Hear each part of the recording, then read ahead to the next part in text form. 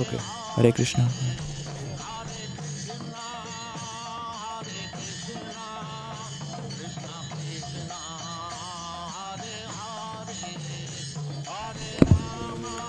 Hare Krishna, Hare Krishna.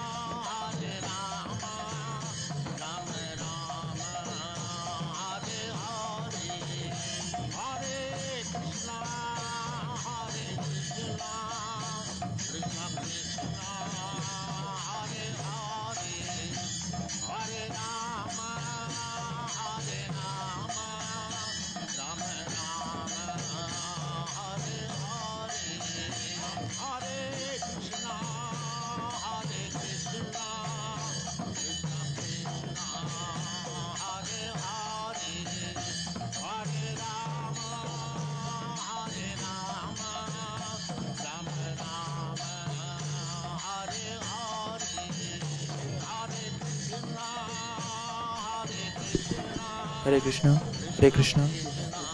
So during the kirtan time, normally we have to raise the voice. And we start the next Sankirtan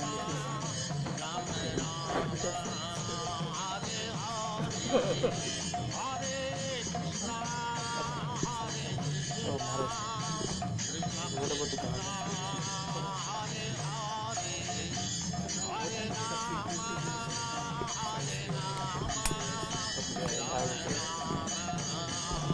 Hare Krishna. Coming, voice. Hare Krishna.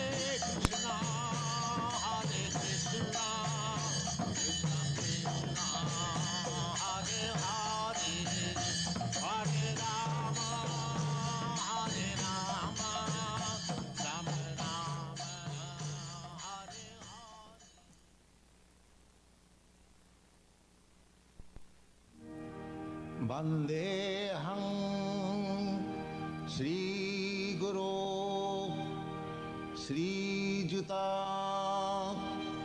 पदकमलं श्रीगुरुं वैष्णवांश्च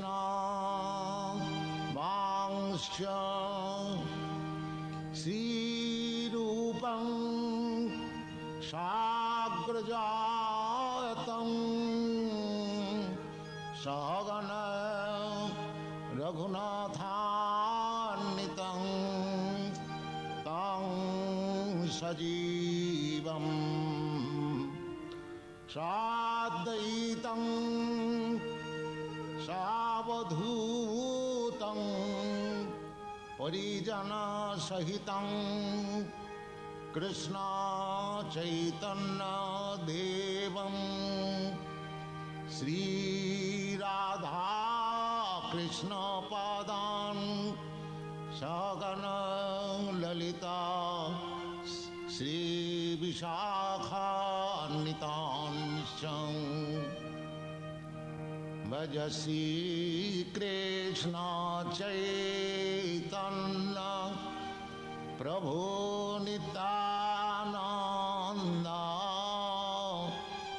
Shri Advaita Gadadhar शिवासादि गौरभक्तवृन्द भज श्रीकृष्ण चैतन्य प्रभो नित्यानन्द श्री अद्वैत गदाधर शिवासादि गौरभक्तवृन्द भज श्रीकृष्ण चैतन्य प्रभो Nityanand Shri Advaita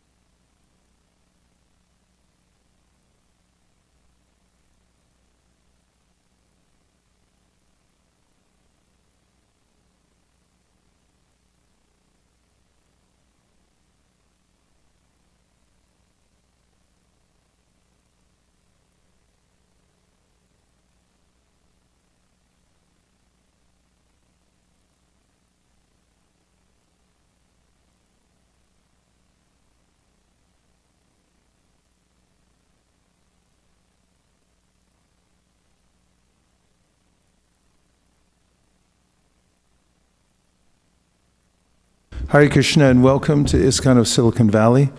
Thank you for tuning in if you're on the internet.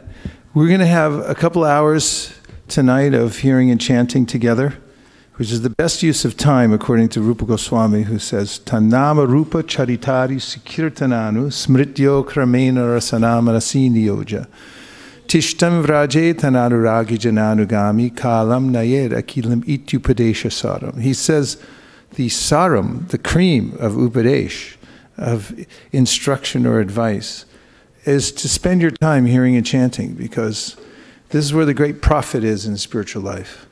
We can quote thousands of verses, not from memory, but we can bring them out from various places. We can quote dozens from memory that will support this position that by hearing about Krishna and the association of devotees, one naturally makes advancement in the process of devotional service. That's our intention of coming together tonight, and we thank everyone who's joined us.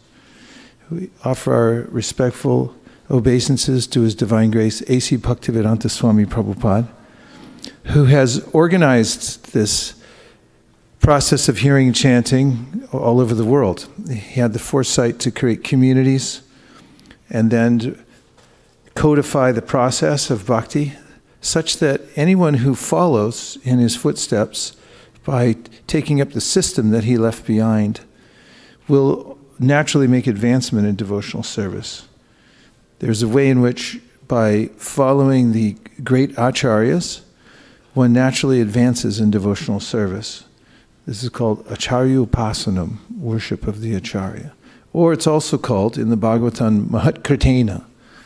This is a statement given by the demigods who were praying to Lord Krishna within the womb.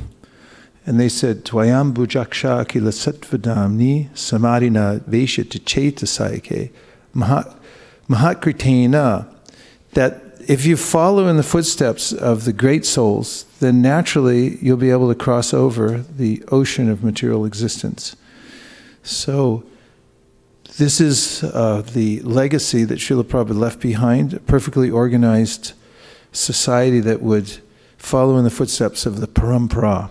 And anyone who follows it from near or far, it doesn't mean you have to live inside an ashram.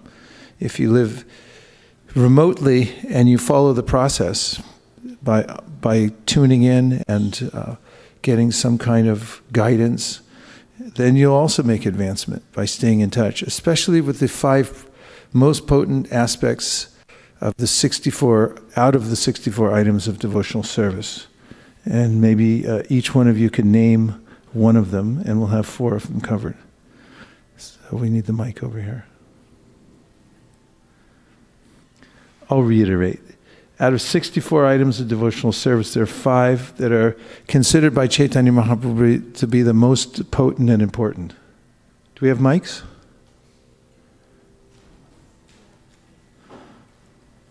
Do we have mics? We got whole boxes of them.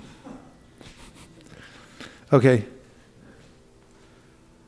1 each. Shravanam, or hearing. Okay, this is specifically about, out of 64 angas, or limbs of devotional service, there are 5 angas. What you said is perfect, but you're talking about the 9 processes of devotional service. I'm talking about 5 specific processes out of the 64 items that are particularly potent.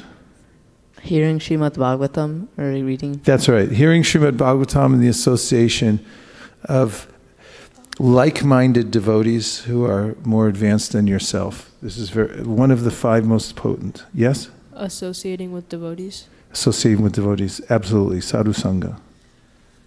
Go ahead. Accepting things favorable to devotional service. That is an excellent answer for another question. I mean, it's a perfect answer, but there's more perfect, and that's more to the point here, because there's 5 actual items. What you're talking about is Sharanagati, or the process of surrender. So, go ahead. Chanting the holy name. Yes, and one more. Give it to Anushri. Visiting times. Actually, there's 2 more. Visiting times. Living in the holy place, in a holy dham. And there's one more. Performing deity worship. Yes, so these are 5. And if you live far away from a temple or you're very, very busy, stay close to these 5. Chaitanya Mahaprabhu said, if you're not offensive, even if you don't have faith in them fully, but you're not offensive, and you even keep a little contact with these 5, then you'll make advancement in devotional service. So this is the mercy of Chaitanya Mahaprabhu and the process of Krishna consciousness itself. So. Uh-oh.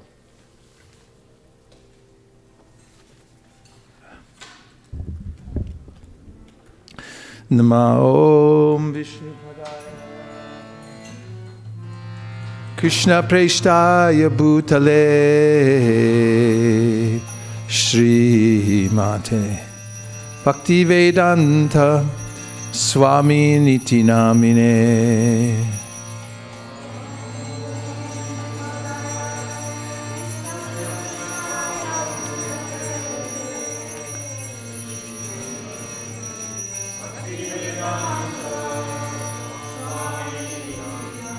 Namaste Saraswate Deve Gauravani Pracharine Nirvishesha Shunyavadi Paschatya Deshatarine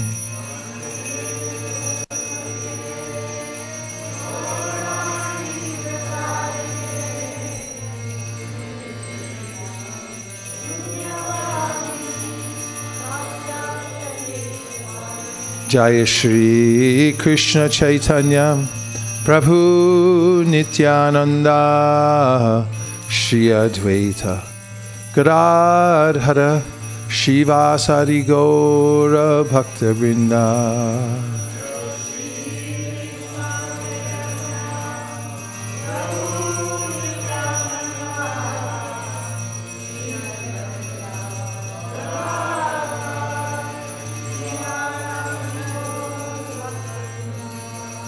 Hare Krishna, Hare Krishna, Krishna Krishna, Hare Hare, Hare Rama, Hare Rama, Rama Rama, Hare Hare.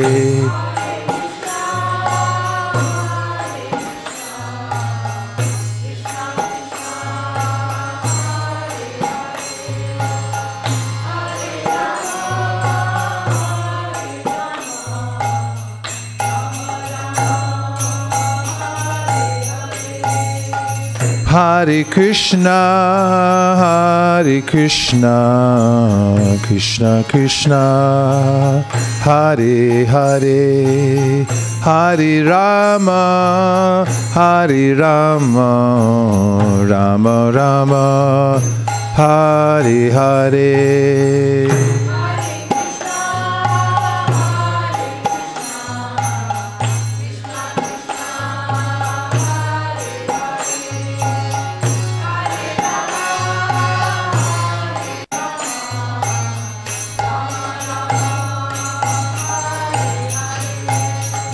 Hare Krishna, Hare Krishna, Krishna Krishna, Hare Hare, Hare Rama, Hare Rama, Rama Rama, Hare Hare.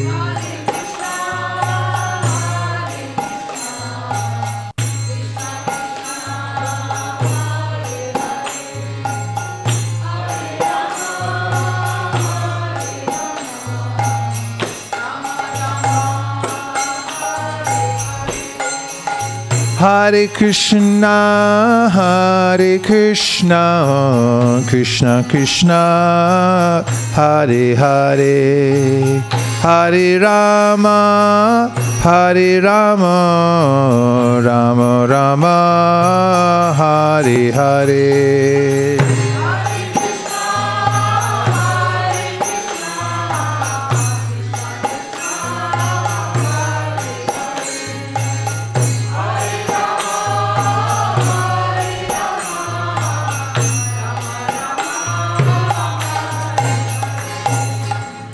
Hare Krishna, Krishna Krishna, Hare Hare, Hare Rama, Rama Rama, Hare Hare.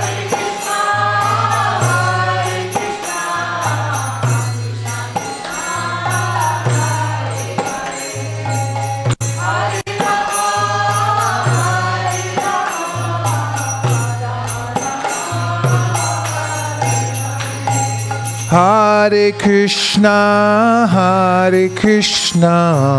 Krishna Krishna, Hare Hare, Hare Rama, Rama Rama, Hare Hare.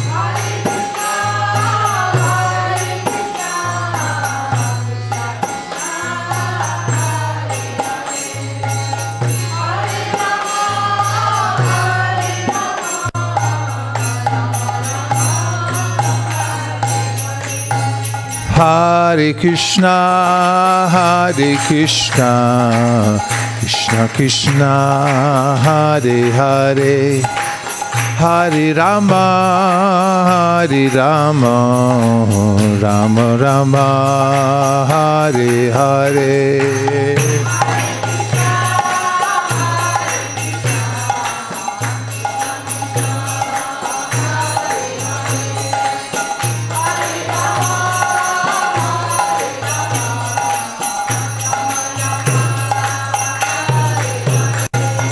Hare Krishna,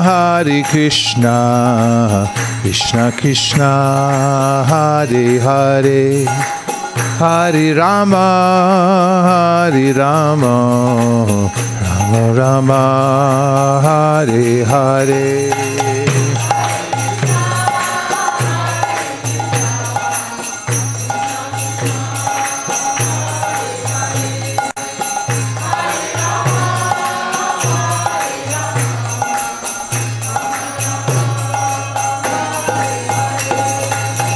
Hare Krishna, Krishna Krishna, Hare Hare, Hare Rama, Rama Rama, Hare Hare.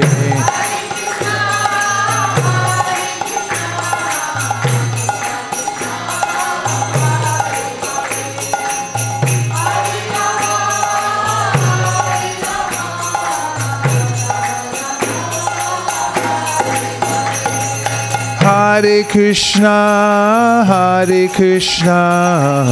Krishna Krishna, Hare Hare, Hare Rama, Rama Rama, Hare Hare.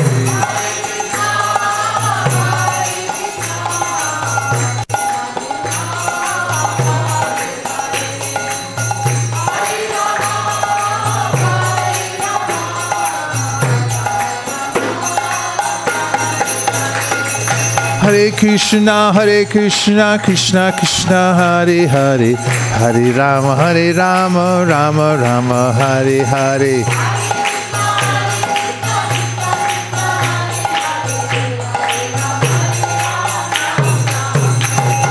Hare Krishna, Krishna Krishna, Hare Hare, Hare Rama, Rama Rama, Hare Hare.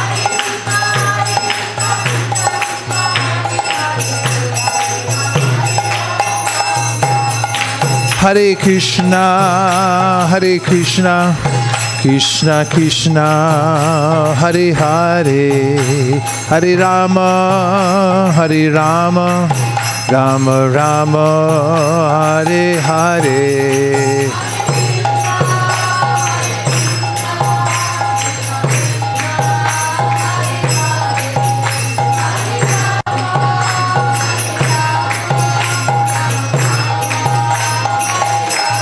Hare Krishna, Krishna Krishna, Hare Hare, Hare Rama,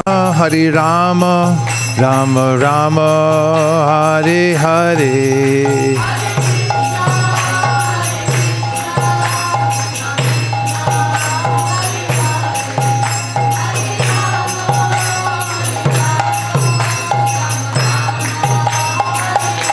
Hare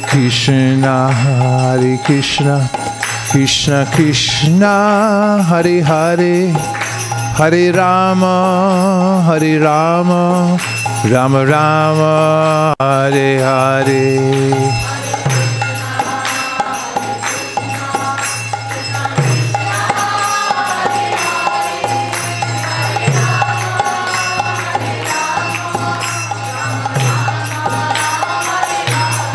Hare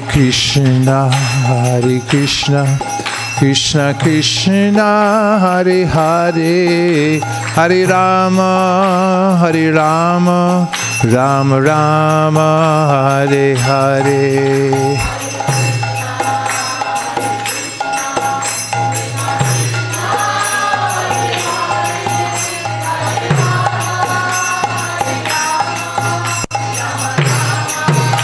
Hare Krishna Krishna Krishna Hare Hare Hare Rama Rama Rama Hare Hare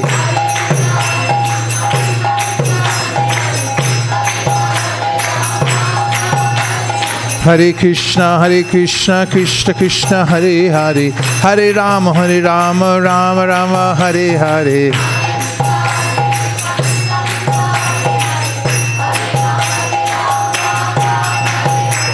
Hare Krishna Krishna Krishna Hare Hare Hare Rama Rama Rama Hare Hare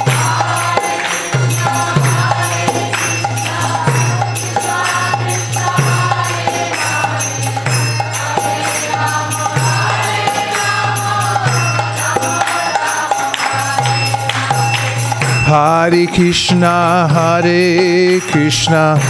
Krishna Krishna Hare Hare Hare Rama Rama Rama Hare Hare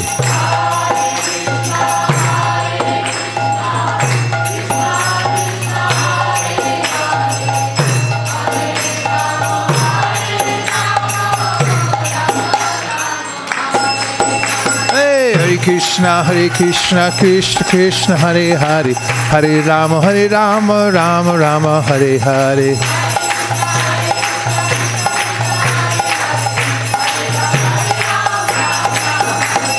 Hare Krishna Krishna Krishna Hare Hare Hare Rama Rama Rama Hare Hare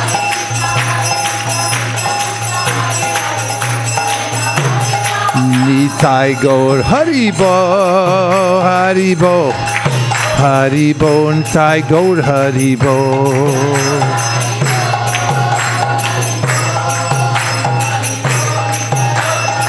Jaya Jaya Prabhupada Prabhupada Prabhupada Jaya Jaya Prabhupada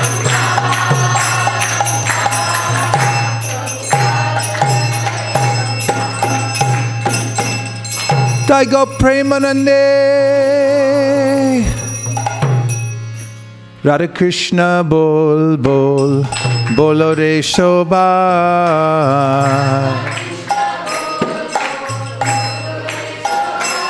Shri Radha Krishna Bol Bol Bolo Re Shobha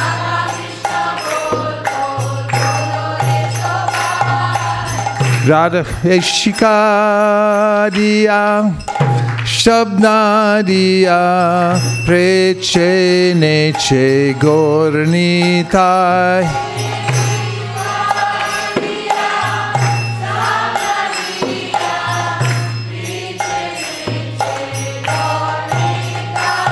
Haribo Bolo Re Shikadiya.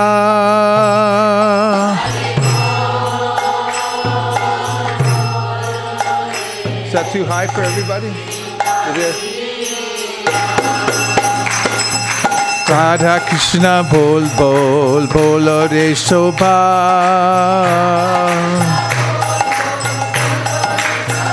Shri Shri Radha Krishna bol bol bolo re shobha.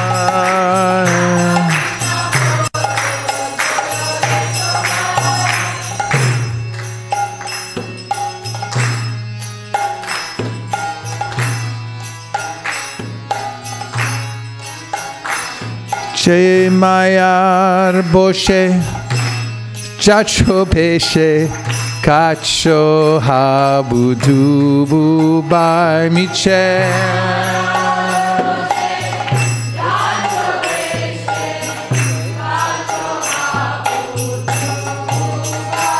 Miche mayar boshe, jacho beshe. Kacho habudu bubai.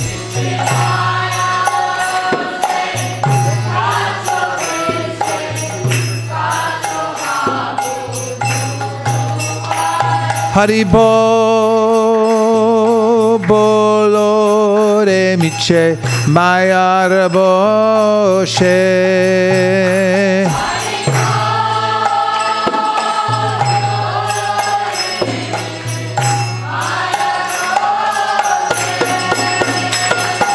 Radha Krishna bol bol bolo re shobha.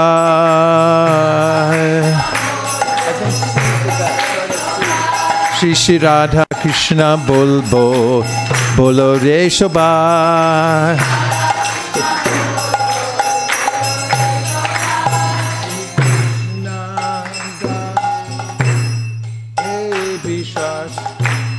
Koletar duko nai. That's right. C.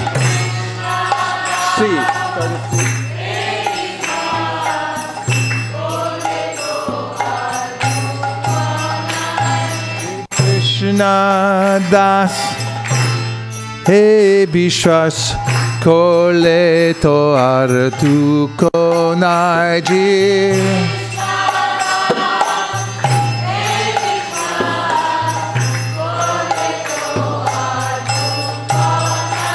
Haribo bolo re jiv Krishna da.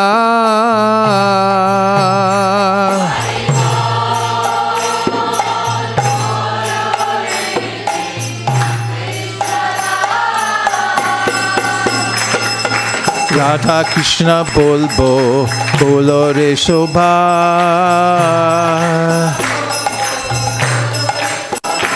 Shri Shri Radha Krishna bol bolo re shobha.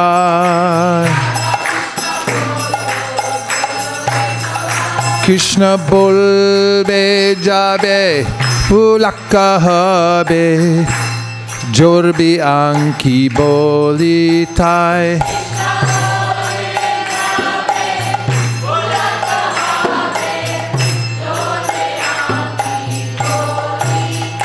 Krishna bol be jabe pulakka habe jor bi anki boli tai. Gotta put your hands up.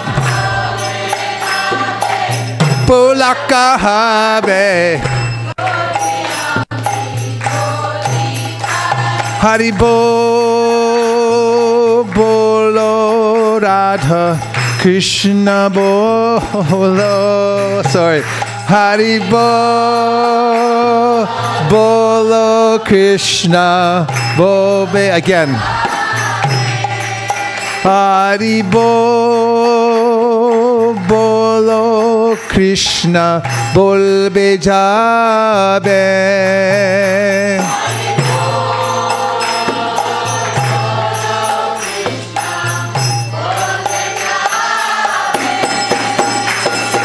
Radha Krishna bol bolo re shobha.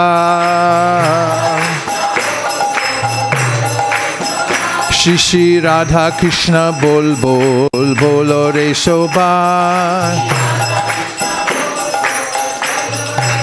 Radha Krishna bolo shange cholo e matra bikachai. Radha Krishna bolo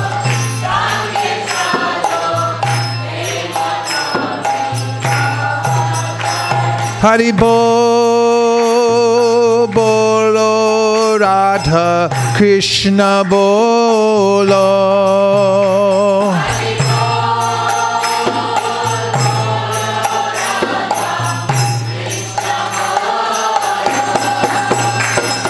Radha Krishna bol bol bolo re shobha.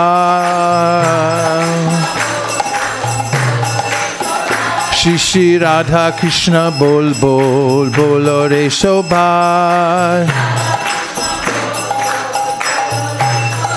Jai Sakal Vipad Bhakti Vinod Bolen Jakon Om Nam Gai.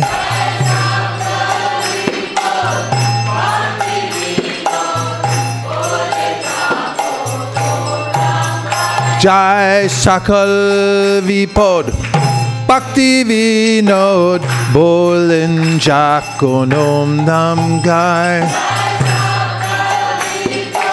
Bhakti Vinod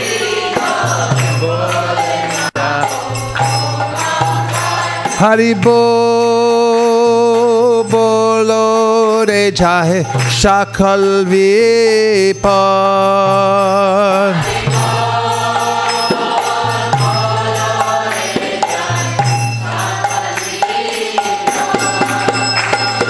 Radha Krishna bol bol bolo re shobha.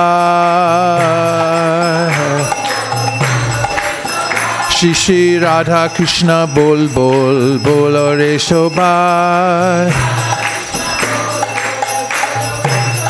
Jai Sakal Vipad Bhakti Vinod Bolen Jakon Om Nam Gai. Jai Radha Krishna bolo Shange cholo e matra bikaha chai. Krishna bolbe jabe pulaka habe jorbe anki boli thai. Krishna Jeev Krishna das e vishwas korle to ardu konai. Miche mayar boshe chacho beshe kacho habu dubu pai. Shikaria Shabnadia Pricheneche Gornita. Haribo, Haribo, Haribo Nitai Gaur Haribo.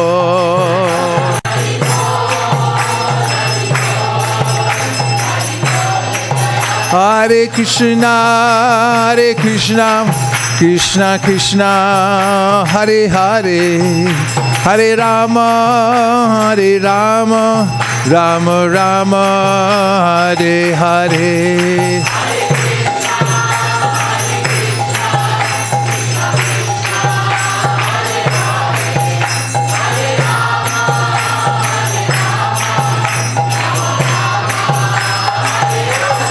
Hare Krishna, Hare Krishna, Krishna Krishna, Hare Hare, Hare Rama, Hare Rama, Rama Rama, Hare Hare.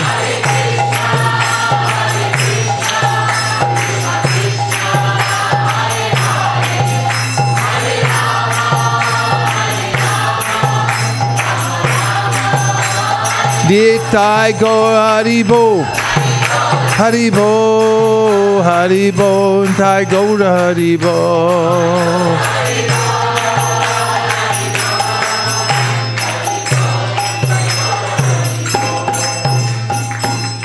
Srila Bhaktivinoda Thakur ki jai. So let's look at the translation. This is a song by Bhaktivinoda Thakur. Another one of his greatest hits.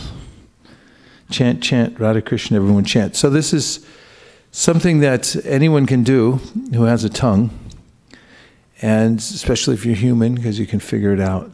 It's a magical mantra, and the names of Krishna are very beautiful. And if you chant every day, then you start to develop a relationship with the holy name and hear something that's extraordinarily satisfying. And not only that, when you chant Radha Krishna in the Hare Krishna Maha-mantra, then you start to be able to figure out how to deal with the world. You discern what's important, what's not important. you can see that for yourself, because your intelligence gets fortified by Krishna himself, who's there present in the holy name. And by the direct process of devotional service, when one's in contact with Krishna, then the Srimad Bhagavatam says, Vasudeve Bhagavati Bhakti Yoga Prayojita Janaya Yashavairagyam Jnanam Chayara Haitukam. One gets knowledge and detachment from the world automatically when one practices bhakti. Knowledge means to be able to see the difference between the body and the self. It also means to see things in their proper perspective. The higher perspective we have, the happier we are. In the life of animals, their perspective is not very broad.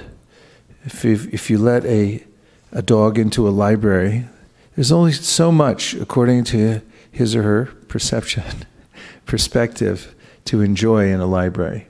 Maybe the drinking fountain, I don't know. But certainly not the books. Unless he wants to urinate on them or something like that. It becomes obvious that according to the body one's achieved, one's either limited or given an expanded perspective. But when one's in the human body, then one can expand that perspective through the practice of chanting Hare Krishna. And through perspective, one understands how to put everything in its proper place. This is called nyasa. Nyasa means not NASA, but nyasa. Nyas means understanding where everything goes. So when you say sannyas, then it means you know where everything goes. In other words, everything fits in its proper place for everything and everything in its place, and having knowledge of our relationship with this world and also with Krishna in the spiritual world is important, because otherwise we'll misplace our energy. We'll put it in the wrong place. But by chanting Hare Krishna, we'll have this kind of knowledge. What's important? We'll see the difference between the body and the soul. We'll have a clear idea of what to do with the things we have, how to use them properly. As we discussed the other day, when we are able to utilize what we have in service to Krishna, then we become satisfied, because it's like eating. When you put food in your mouth and it goes to the stomach, then everything else becomes satisfied, nourished, and happy. And that's the secret of success in life, is to serve Krishna. And the best way to serve Krishna is to chant Radha Krishna. Hare Krishna, Krishna Krishna, Hare Hare, Hare Rama, Rama Rama. And make no mistake about it, chanting Hare Krishna is a service to Krishna. It's the most important service that we have. So he's saying now a story about Lord Chaitanya and Lord Nityananda, and they came dancing through Nadia. And they gave the teachings, chant, chant, Radha Krishna, everyone chant. So that's a pretty simple teaching, isn't it? Everyone say it. Yes. No, not just yes, but what was the teaching? Chant, chant, Radha Krishna, everyone chant. That's what they were teaching. They just chant, chant, Radha Krishna, everyone chant. So anybody can do that. A mechanic can do it. They're less intelligent. They're pretty smart. But anyone, anywhere, doing any kind of job can learn how to chant Hare Krishna and become happy. And this is what Mahaprabhu said to his followers. First of all, he gathered them all together and he taught them how to chant Hare Krishna. They went to Srivasangam, the dwelling place of Srivas Thakur. And there they had kirtan every night for a year. And all night long they chanted Hare Krishna. Of course, in the daytime they didn't sleep either. So somehow, mystically, Chaitanya Mahaprabhu empowered them to stay awake for 1 year. And after that he said, now go out into the streets of Nadia and teach everybody else to chant. So we did that recently. We went to Nadia, remember? We were on our yatra, and we went around and we chanted Hare Krishna. We also distributed books in Bangla to the people there in Nadia, and the books say, chant, chant, Radha Krishna, everyone chant. A lot of people liked it. One of the rickshaw Wallace wanted to join the Sankirtan party, or at least to have books shipped to him there in Nadia so he could distribute them all over. And this was met with a little bit of resistance, because the Hindus at the time in Nadia thought this wasn't a good idea. This is a new idea. Chaitanya Mahaprabhu introduced people going out in groups and chanting Hare Krishna on the street corners of Nadia. And so the Hindus went to the Muslim government and they complained. They say, what kind of Hinduism is this? They said, chanting out loud, God's name is sacred, and if you chant it out loud, it's an offense, and the potency will diminish. And this is nowhere in our scriptures, please stop them. So the Qazi, the governor there, he sent policemen to come and break up the Sankirtan party. And they tried to scare him. They said, if you do this again, they broke one of the drums, which is a serious thing. It's very violent, smash somebody's madanga. And then they said, don't do this anymore. So Chaitanya Mahaprabhu started a civil disobedience march with first hundreds, then thousands. And then Chaitanya Bhagavat describes how tens of thousands, millions, because demigods were coming in also to join. As Mahaprabhu, you can imagine, evening is coming on. He had everyone building torches, making torches in their homes. Chaitanya Bhagavat describes everyone was making torches in Nadia. And when the time came, they all started marching together with these torches. And they went right to the Qazi's house. Some of the devotees wanted to wreck his house, and they started to do that. But Chaitanya Mahaprabhu stopped them, and he went in. The Qazi was hiding. And when they finally brought him out, Mahaprabhu said, what kind of way is this to treat a guest? I came here to see you, and you're hiding. This is no kind of etiquette. And he said, well, I was afraid. He said, why should you be afraid of me? And they sat down and they had a conversation.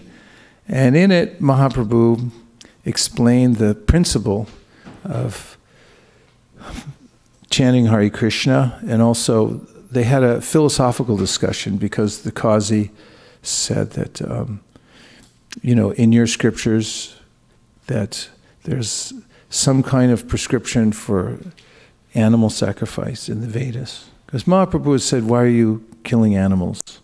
You'll never be able to understand anything. And that was the Qazi's response. It's in your Vedas. But Mahaprabhu pointed out that that only took place at a time when the Brahmanas were so expert they could bring the animals back to life. And he said it's forbidden in this age because people can't do it. So it's stopped now. And then the Qazi was starting to feel comfortable with Mahaprabhu, and he said, I want to reveal a secret to you. And so could we be alone? And Mahaprabhu said, these are all my intimate associates. Whatever you say to me, you could say to them. So he told them that I had a dream after I broke up the Sankirtan. This lion came to me, and he threatened me. He said, if you ever try to stop the Sankirtan again, I'll not only kill you, but everybody else in Nadia, who's a meat eater. And then he showed his chest. He had some marks on his chest. So he said, from now on, not just the ordinance for now, but I guarantee that throughout the generations after me, everyone in my family will allow Sankirtan to go on here in Nadia, unrestricted. It should never be stopped again. So it points out when you assert yourself in the Sankirtan movement, either chanting at home, someone might object, like, why are you wasting your time? Why are you chanting? Why are you carrying the bag around and so forth? Or if you go out on the street and chant Hare Krishna, people may misunderstand it first. That happened at the very beginning of the Sankirtan party. But Chaitanya Mahaprabhu went to great lengths to introduce this to the people of the world. He himself went door to door in South India. Imagine village to village, he walked as a sannyasi barefoot here and there to various villages. He'd go in, they'd come greet him, sannyasi coming in, and of course it's Mahaprabhu. He was a gorgeous sight to behold. Suvarna varna he mango varnangaschan shanangadi sanyasya krishnama shanto nishta shanti purayana. One of the verses from the Sri Vishnu Sahasranam Stotram, which describes how this beautiful sannyasi was golden colored, wearing various kinds of ornaments. And when people saw him come into town, they'd gather around and he would teach them this Harinam. In every house, he said, you should have this Harinam every night, chant Hare Krishna. And then, of course, through his teachings, the process got passed down, and it ended up through Srila Prabhupada on the streets of New York. he sent out his devotees. There's actually videos of them first going out. At the outset of the Sankirtan movement, they're coming out of the door at 26 2nd Avenue and onto the streets to chant Hare Krishna. And you know, it expanded from there. People listened, other people started chanting. Of course, Prabhupada started chanting himself, by himself in the park, until some young people like Brahmananda and others, Chutananda, Kirtananda, they came and they started dancing, listening, coming to the classes Prabhupada was giving nearby. And then he sent out parties to chant themselves, New York, San Francisco, then Montreal, Santa Fe, and it started taking off. And then some of the devotees said, Prabhupada, we'd like to go to London and meet the Beatles, Malati and Shyamasundar and others, Jamuna and Gurudas. So they flew to London, and they didn't have any money, so they had to borrow some money, because you had to have money to get in the country, because if you're just coming in and people, they look at you in immigration and say, what are you doing here? If you said, I'm just coming for a short time, then you say, how much money do you have? So they borrowed money, and then they'd show it, and then they'd send the money back, and then the next group would bring it in. They said the airplane was so inexpensive, they didn't have seats, they had a rope to hang on to. They were standing up or something. So they lived in somebody's garage, and they had a plan to meet the Beatles. So they would go to the place where the Beatles were recording, and they'd send little gifts of prasadam and little insignias of apples and all kinds of little ways in which to insert themselves there. And later on, Shyamasundar tells about how they got invited to a party, and their George Harrison was there. So Shyamasundar and George Harrison, it was like from a last life. They were best friends all of a sudden. And George said, where you guys been? I've been waiting for you. And he had already heard the Hare Krishna mantra on a record. And because of hearing the record, he had been chanting Hare Krishna, very interested in meeting the devotees. So there it was, Krishna's arrangement. So this is something that happens when you chant Hare Krishna. Prabhupada writes in the Srimad Bhagavatam that all the stipulated energies become organized in your life in the right way. Did you ever feel like they're not organized properly? Various energies? They're going in different directions. It's hard to manage. So you need a mantra. In order to direct your life properly, you have to have a mantra, and you have to have the right mantra if you want to have a supremely happy and perfectly organized life. And not that your life will be supremely organized if you chant Hare Krishna, but it will all make sense how the energies are working together. Because when you chant Hare Krishna, Krishna is present, and he's the only one can actually organize everything in your life properly, if you depend on him when you chant Hare Krishna.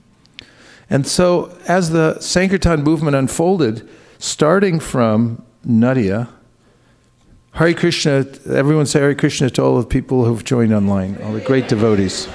Thank you for joining us. We're really touched that you're out there watching, and we feel your presence. So imagine that it started from Nadia with chant, Radha Krishna, everyone chant. And it's going down the street. Lord, can you imagine a kirtan with Lord Nityananda and Lord Chaitanya? I mean, who wouldn't want to see that kirtan? And then it spread. You know, it spread through various devotees, acharyas. It came down. Prabhupada brought it to New York City. Then it went London, all over the world. Then they got a record deal to chant Hare Krishna. Then they got invited everywhere to chant Hare Krishna at clubs, on the radio. And Hare Krishna went all over the world. I saw, when I was in high school or in grammar school, I used to see the devotees chanting down in Berkeley at Sproul Plaza. They'd be out there all day. You drive by early, and then you come back late, they'd still be there. And you're just hearing the Hare Krishna Maha-mantra is very auspicious. Came from Lord Chaitanya. Chant, chant, Radha Krishna, everyone chant. And so now, miraculously, by Krishna's arrangement, he's the one organizing the energies. There are groups all over the world where you can chant Hare Krishna. So the secret to success in life is to chant Hare Krishna purely, with pure intention. If you call out to Krishna by repeating his sacred names, and you ask him for shelter and help, then he'll enter your life in the most amazing ways and help you to organize all the energies so that you can use them in his service. And that's really the purpose of life, to be able to use all energies, to be empowered to use every energy that comes to you to engage in Krishna's service. So then, after Aishikadiya, comes the next slide, which says, Miche Mayar Bhoshe, we'll get there in the booth. Miche Mayar Bhoshe, Jacho Beshe Kacho Habudu Bye. Bhakti, switch the slide, please. Next slide. Thank you. He says, he's saying to the people, you're caught up in a whirlpool of senseless action. So what does that mean? A whirlpool of senseless action means that I'm being compelled by my senses to move in a certain direction, and my senses are doing that because of my past activities. So it's a continuum. In previous lives, I've acted in a certain way, and Krishna says in the Bhagavad Gita, Purusha prakritisto hi bhunte prakriti jan gunan karanam guna sangosya sarasad yoni janmasu. That as you associate with various modes of nature, as you move about the universe, then you're creating your destiny, where you're going to go to the next life and the next life and the next life, and whatever situation you're going to end up in. And this is like a whirlpool. This material birth and death is called sansriti. It's flowing from one thing to the next. And he says here that you're just sinking in this, and you're basically drowning, because he uses the word habudubu, which in Bengali, it's anamanapiya. What does that mean? Anamanapiya. Yes, Bharat, give him the mic. It's a word that like expresses a sound. Yeah, so habudubu, say? It sounds like you're drowning. Say it 3 times. Like bubbles coming up. It says, habudubu. So he says, you're drowning here in this material world. So what's the solution to this? Did you ever feel like you're drowning? I mean, too much work, too many problems, too many anxieties, too many stupid people in your life. You know, so what do? You can't figure it, you can't sort it all out on your own. The answer is what? It's on the board. Chant, chant, Radha Krishna, everyone chant. That's how to solve the problem of being overwhelmed. It's the only way. If you chant Hare Krishna sincerely and pray to Krishna and Radha Krishna, they'll help you. And everything will get sorted out. And then in the next statement, as they're dancing down the street, they point out how real happiness in life comes through proper alignment. You have to be aligned properly in order to have harmony in your life. If you're out of alignment, you won't be happy. So here's the simple way to get aligned. Jeev Krishna Das E Bishwas. Just be fixed on this principle, that I'm a servant of Krishna. And this is the sweetest thing ever. Because at any time, in any place, in any circumstance, you can invoke this prayer that Krishna, I'm your servant. And everything about the situation will change in your favor. Because when you declare yourself a servant of Krishna, you really don't have any more responsibility. Krishna will take responsibility. He says it in the Bhagavad Gita, Sarva dharman parityaja mamekam sharanam braja ahang tong sarva papi bhyo mokshayishami ma suchaha. Don't worry, I'll take care. I'll deal with this. All you have to do is your job. And what is your job? That's true. But the other, the other job is surrender to Krishna. You only have one job, and that is to figure out how to surrender to Krishna. That's what Sarva Dharman Parityaja means. Like, figure this out. Just don't worry about anything else. The Shastras all say this. Can you believe it? Because I'm worried about so many different kinds of duties I have to deal with. But the Shastra keeps saying over and over again, like Devarshi Bhutap Nandrinam Hitrinam. I'm sorry. Devarshi Bhutap Nandrinam Pitrinam Naking Koronayam Ranicharajan Sarvatmanaya Sharanam Sharanyam Gato Mukundam Parihritakartam. This verse declares that everyone's in difficulty in this world. Why? Because they're drowning in debt. You ever feel like you're drowning in debt? Yes. It's the way this, of course, the present economic system is designed to keep everybody in debt. I'm not proposing conspiracy theories. I'm just saying it's messed up. So people are now drowning in debt in various ways, but it's existential. There's a way in which I'm drowning in debt because I'm coming into this world and I'm on borrowed time, and I'm being supported by many others just to be able to breathe and walk around in this world. The devas, the rishis, my parents, my relatives, other living entities, and so forth. But then the Shastra says, if you just do your job, and what's your job? What's your only job in life? Yeah, if you just put that on your immigration form, what do? Surrender to Krishna. And in all circumstances, whenever you find yourself out of alignment, you say, this is why I feel out of alignment, because I've forgotten that my only job in life is to surrender to Krishna. So the Srimad Bhagavatam starts off by saying that this is what you should do. Organize your life around this principle. Kamasya nendriya pritir labo jiviti yavata jivasya tapva jignasya narto yashcheha karmabhi. Live so that you can surrender to Krishna more. And whatever you get, use it so you can be situated in a place you can surrender to Krishna. That's a job that we can actually get done. Everything else won't get done. Your to-do list will be a mile long. How long is yours now? A mile? You can't fix it. That's probably good news, but don't think you're ever going to get to the zero inbox is impossible. And the whole idea of, that I'm just going to work it all out, like one idea is that I'm going to make enough money to retire and then I won't have any problems, I'll just cruise. It won't happen. It never does. Because, anyway, I'm going to go into the details. It just doesn't happen because we're drowning. And it's not that you can come to that point. So that's an idea everybody has. Everybody thinks, I'll get to that point. But it won't happen.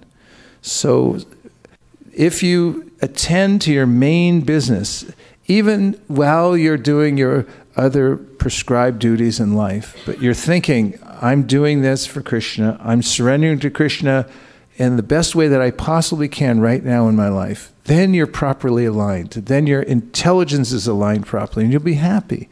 In any given situation, you can revert to this and remember, right, I'm a servant of Krishna and I'm going to surrender to him. And you can always call out to Krishna and say, Krishna, please save me. You want to try it? Okay, go ahead. It feels good, right? That's because we're living entities. Jeev Krishna Das E Bishwas, Korleta or Dukonai. The only thing that feels good to us, ultimately, is when we surrender to Krishna. In fact, sometimes in the worst situations, little jivas, and I'm not talking about devotees, I'm talking about little jivas everywhere, when they're in the worst situation possible, and they're forced to say, Krishna, I take shelter of you. Or they don't even know who Krishna is. Like Gajendra didn't know, because he was an elephant.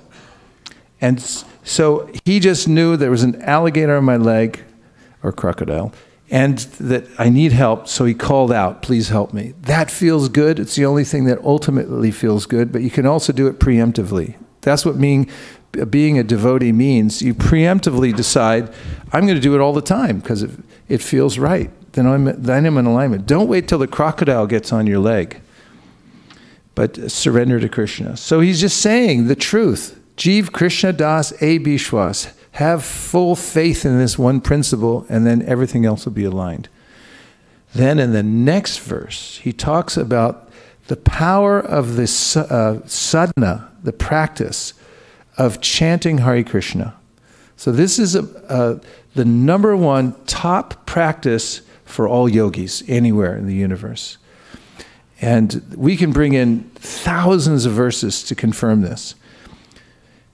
But let's take it from Chaitanya Mahaprabhu. And he says here, this is what will happen if you continue to chant Hare Krishna. Krishna bolbe jabe. What does that mean? If?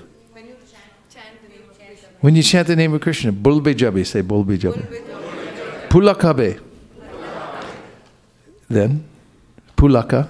Pulak. Bliss comes. Oh, good. We got Bengalis all over the place here.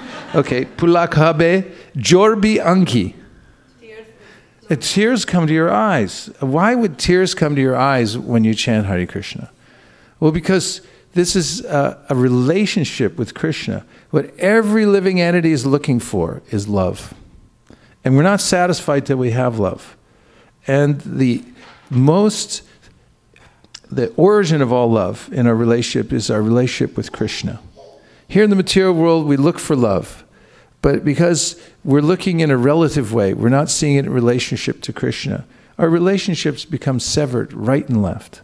And it's very frustrating. It's so frustrating, Krishna says in the Bhagavad Gita, that some people decide that relationships in general don't work. That it's an actual existential fact that relationships don't work, and therefore he says that some people decide that I won't have any relationships at all. And there are philosophies, there are so-called spiritual philosophies that advocate that the ultimate state of perfection is nothingness. And that means no relationship. It means I'm nothing and there's nobody to reciprocate with. And that's out of disappointment. Philosophies that are based on disappointment generally don't work out very well. So you need something positive. And the positive thing in our life is love. That's what we all thrive on and are satisfied with. If you have that, then you're fully satisfied. And if you don't have that, it doesn't matter what else you have, you won't be happy. So how is it possible to actually experience that love? And so he says here, if you chant Hare Krishna, you'll feel that love because it's something that's already there within the heart, the potential to love Krishna. Every living entity has it. They all want that relationship of love. Prabhupada was sitting outside in the courtyard in Los Angeles one day, and two little kittens somehow were playing nearby. And you know how kittens get out of control, and they were playing with each other. And they came closer and closer. They came tumbling in right at where Prabhupada was sitting. And one of the devotees, a new sannyasi, was thinking, oh no, get him out of here. But Prabhupada was appreciating them, and he was saying, just see how in every species, every living entity is looking for that exchange of love and relationship. And you can find it everywhere. When one becomes a human being and then chants Hare Krishna, Bhaktivinoda Thakur is saying that it could become full-blown, the love you have for Krishna, and it awakens. So Chaitanya Mahaprabhu was taught, Nitya Siddha Krishna Prema Sadhya Kabunoi Shravanani Shuddha Chitte Kare Udoy. And that means it's not something that has to come from somewhere else. It's already within you. You already have that potency to love Krishna. And it gets awakened when you come into the association of the internal energy of the Lord. And you remember that, oh, this is where my fortune is in loving Krishna. And when you feel that, even a tiny molecule of that, tears come to the eyes. And so this is a good sign when you're chanting, that you're chanting and you're feeling so much, like overwhelmed with gratitude for no reason. You just suddenly feel that Krishna is maintaining me. He loves me. He's there with me at every second. And the heart begins to palpitate and tears come to the eyes. This can happen. For somebody chants Hare Krishna, and also if at the same time, remember the last point that Chaitanya Mahaprabhu meant, but think I'm a servant of Krishna, just a humble servant. If you keep yourself in that position, and then you chant Hare Krishna, tears will come from your eyes. So, bolitai, jorbi anki bolitai. So, he's saying here, just chant Hare Krishna, and this will open up the loving relationship you have with Krishna, and you'll feel the ecstatic emotions for loving Krishna. Then the next one says, after that, Radha. See, there's a secret to these slides. I don't know if you notice it. Go back one. I have to inform those who are changing the slides, otherwise they miss it. Go back one more. Now hit it again. See that? Bulakahabe. That's where you put your hands up. We built it into the slide, but generally it messes everything up unless somebody's informed ahead of time. All right, next one. Radha Krishna Bolo Shange Cholo. So all we're asking says they're going around begging. Nityananda and Chaitanya Mahaprabhu, they're begging, and all they're begging is, come with us, just chant Hare Krishna. Just come along and just chant. So that's what the Hare Krishna movement is. It's sharing this great wealth of the Hare Krishna Maha-mantra, the Sangha of devotees, the Srimad Bhagavatam.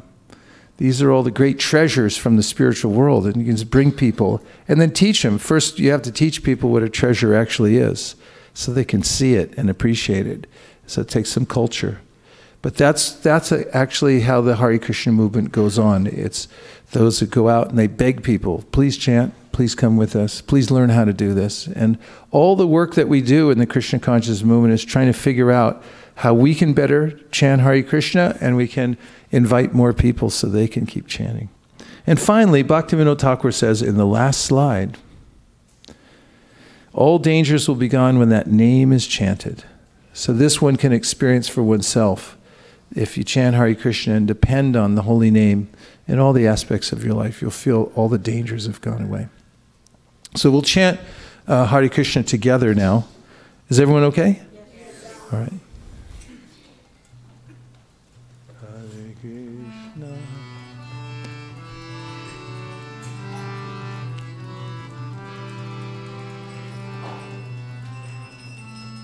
Hare Krishna, Hare Krishna, Krishna Krishna, Hare Hare, Hare Rama, Hare Rama, Rama Rama, Hare Hare.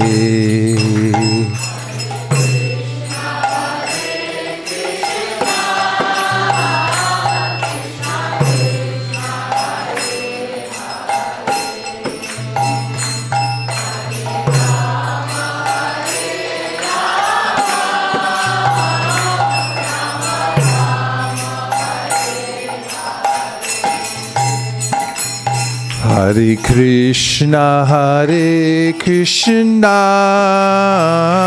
Krishna Krishna, Hare Hare, Hare Rama, Hare Rama, Rama Rama, Hare Hare.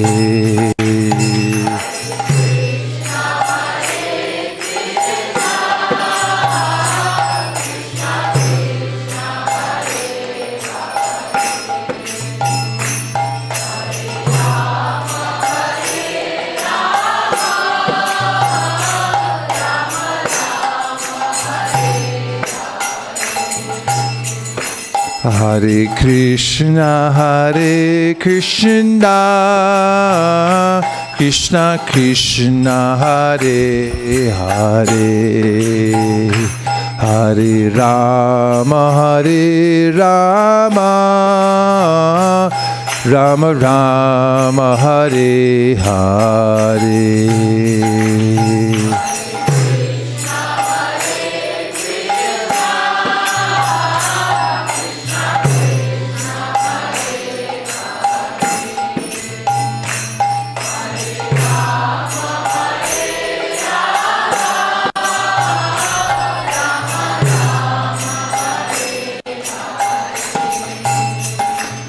Hare Krishna, Hare Krishna, Krishna Krishna, Hare Hare, Hare Rama, Hare Rama, Rama Rama, Hare Hare.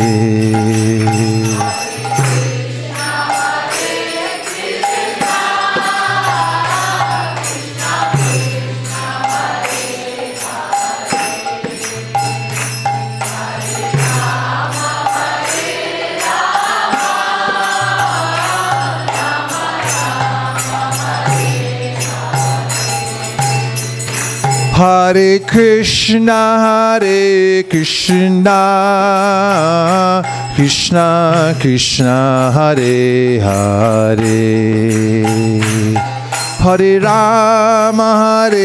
Rama, Rama Rama, Hare Hare.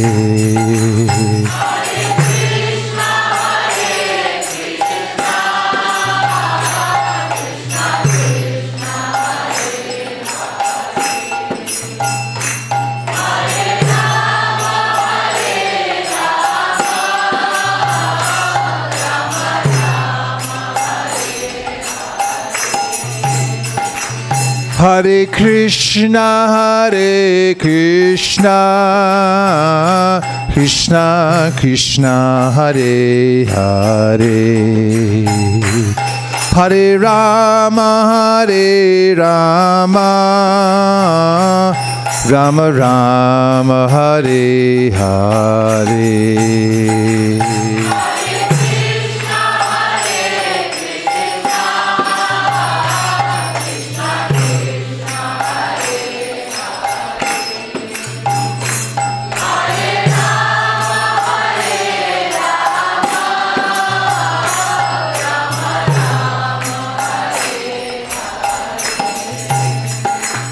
Hare Krishna, Krishna Krishna, Hare Hare, Hare Rama, Rama Rama, Hare Hare.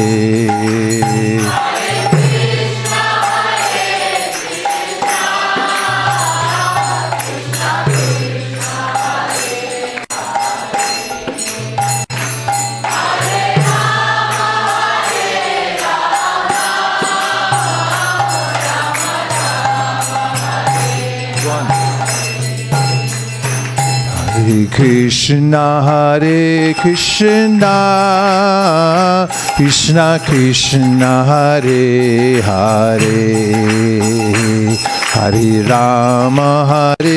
Rama, Rama Rama, Hare Hare.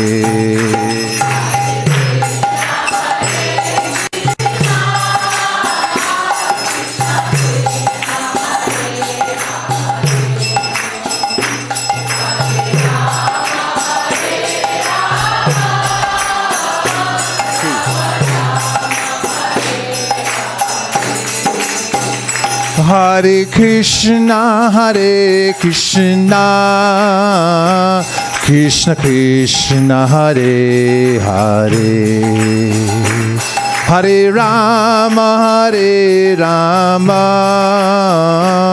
Rama Rama, Hare Hare.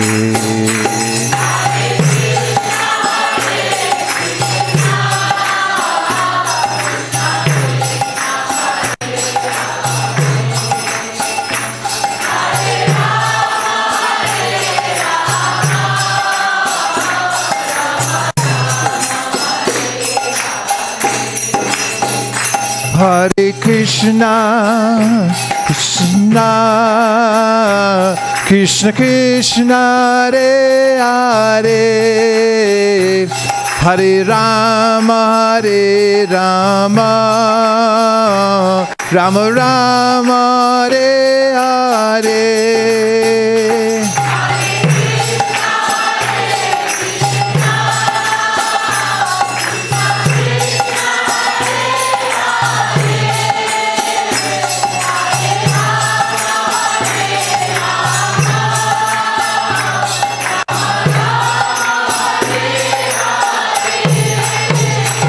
Hare Krishna, Krishna Krishna, Hare Hare, Hare Rama, Rama Rama, Hare Hare.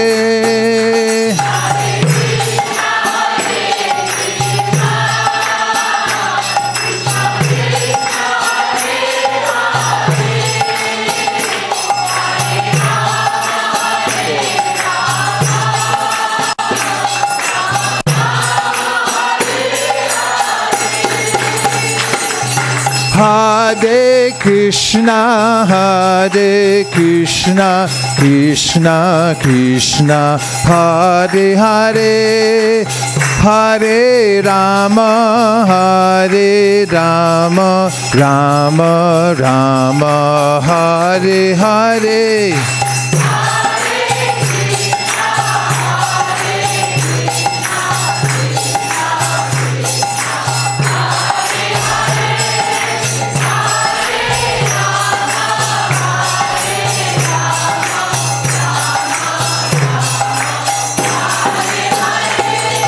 Hare Krishna, Hare Krishna, Krishna Krishna, Hare Hare, Hare Rama, Hare Rama, Rama Rama, Hare Hare.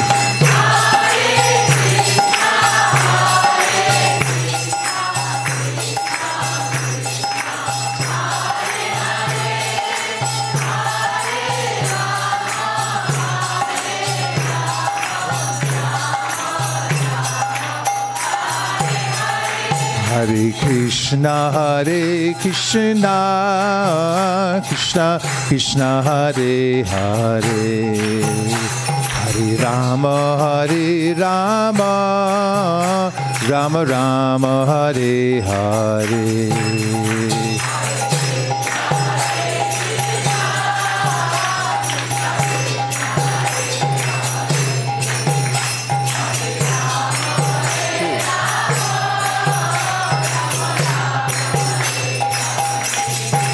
Hare Krishna, Hare Krishna, Krishna Krishna, Hare Hare, Hare Rama, Hare Rama, Rama Rama, Hare Hare.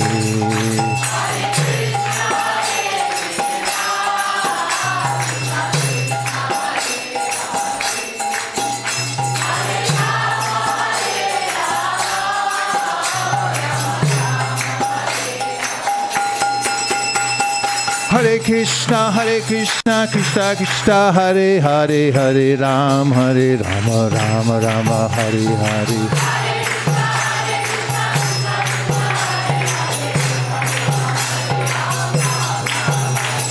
Hare Krishna, Krishna Krishna, Hare Hare, Hare Rama, Rama Rama, Hare Hare.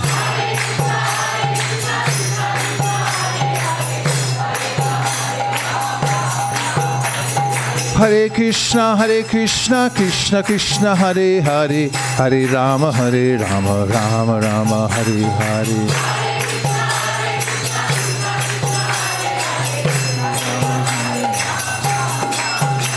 Hare Krishna, Krishna Krishna Krishna, Hare Hare, Hare Rama, Hare Rama, Rama Rama, Hare Hare.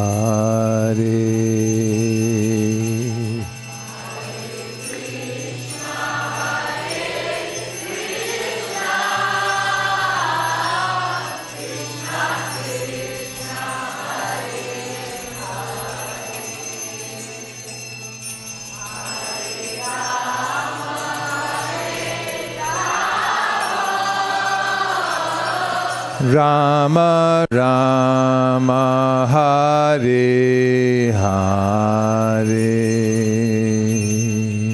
Gaur Premanande, Nitai Gaura, Haribo, Haribo, Haribo, Nitai Gaura, Haribo.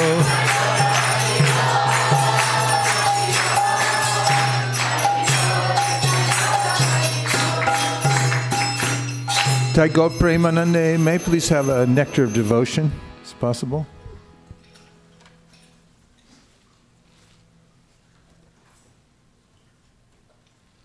Thanks for everyone who's joined us just recently. We're here at Silicon Valley. It's part of California that is dedicated mostly to commerce and invention, entrepreneurialism. Somehow or other, at this particular time, devotees from various parts of the world, especially India, have gathered here in the Silicon Valley area to expand the Hare Krishna movement. This is kind of a strategic place from which to expand the Hare Krishna movement. And the emphasis given in this movement is to understanding our relationship with Krishna. And one of the books that is seminal in our discussion on devotional service called The Nectar of Devotion. This is a book that is a summary of Rupa Goswami's writing called the Bhakti Rasamrita Sindhu, which describes the ocean of devotional service and all its different parts. And this is important work that was done by Lord Chaitanya Mahaprabhu's key disciples, Rupa Goswami, and there were others, Sanatan Goswami, his brother, and they contributed the literature that became foundational to understanding how to practice bhakti yoga. So this particular book, Nectar Devotion, is the concise explanation of everything that you need to know about bhakti yoga. So it's important to read this book. And you'll find, if you take time to read the Nectar Devotion, you'll experience a lot of pleasure in the practice of bhakti, because this book really does give you nectar when you read from it. It gives philosophical explanations of the process of devotional service, and it also describes Krishna's various features, his qualities in detail. He also catalogs the various relationships that we have, that is, devotees with Krishna, when one is in various stages of one's development, starting from the stage of practice, and then there's stages of spontaneous devotional service and stages of bhava, when the heart starts to melt and one experiences internally a life of relationship with Krishna, and then there's prema. And all these things are described, so you have to have signposts along the way when you're practicing so that you know what to do and also which way you're going and how you're progressing. So one of the first chapter here you'll notice when you get your Nectar Devotion and open it up starts with characteristics of pure devotional service. So Rupa Goswami mentions that there are 6 characteristics of pure devotional service. That means what the definition there is anyabhilashita shunyam jnana karmanyanavrtam anukulyena krishnanushilanam bhaktirucham uttama. So this means that one should practice bhakti with the idea of serving Krishna out of love, and that one fully depends on the process of bhakti and not on any other process like jnana or karma to achieve the goal. And it also says that it's a cultivation. That's why Prabhupada called it devotional service. A lot of people just say bhakti means devotion. But it's more apt to call it devotional service in line with the verse Rupa Goswami gives that actually defines the process when he uses the word anushilanam. Shil, the verb in Sanskrit, means cultivate. And there's an internal cultivation and an external cultivation of bhakti. The goals that Chaitanya Mahaprabhu set forth when he came to teach this to the world, number one, that we should achieve a spontaneous state of devotional practice called Raganuga Bhakti, in which we develop such a strong desire from hearing about Krishna and his pastimes that we actually want to be there, and we want to be with the associates of Krishna and with Krishna. This happens when devotees dedicate themselves to the hearing process. There's much spoken about this in the Bhagavatam, but the sequence that Prabhupada wrote about when he was on the Jaladuta on his way here was the sequence you'll find in the 2nd chapter of the Bhagavatam, starting with Shrinvatam swa kata Krishna punya shravana kirtana hridyantaksto hibhadrani vidunoti suratsatam. So this verse says that when you dedicate yourself to hearing about Krishna, then naturally Krishna, who's within your heart, will assist you in removing the obstacles to bhakti.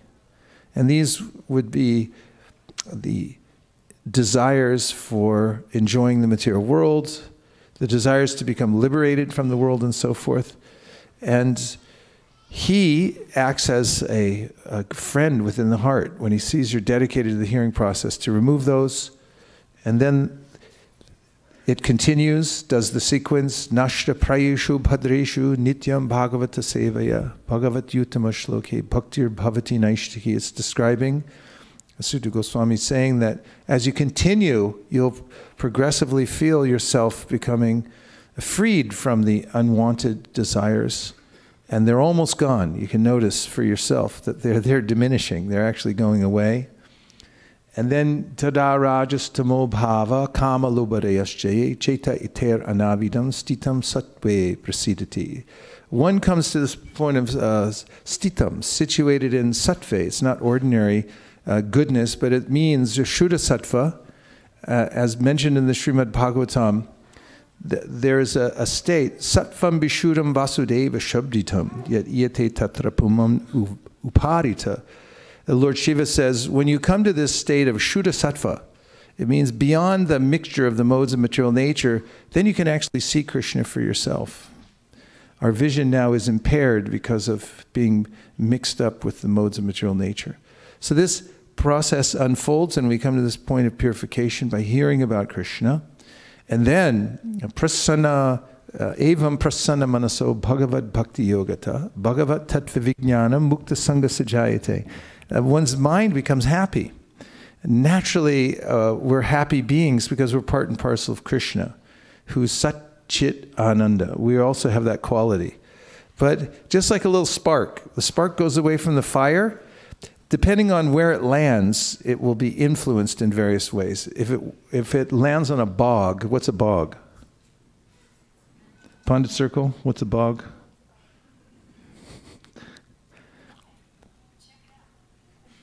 Okay, tell us what a bog is. You don't want to land in a bog.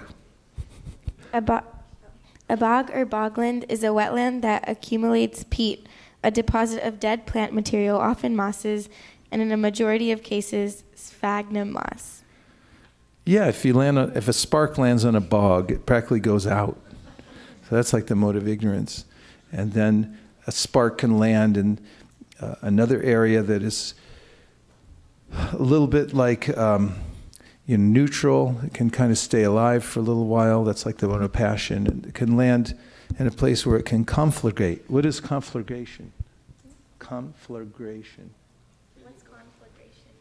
What? I know what it is, but I want them to say it. It's a large and destructive fire that threatens human life, animal life, health, and or property. Yeah, you get a big fire.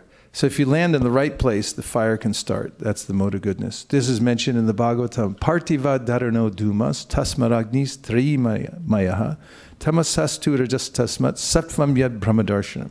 So the three modes of material nature here are compared to raw wood, and then wood that's smoking. You ever have a campfire and just smokes? Doesn't do you any good, right? Same with the mode of passion.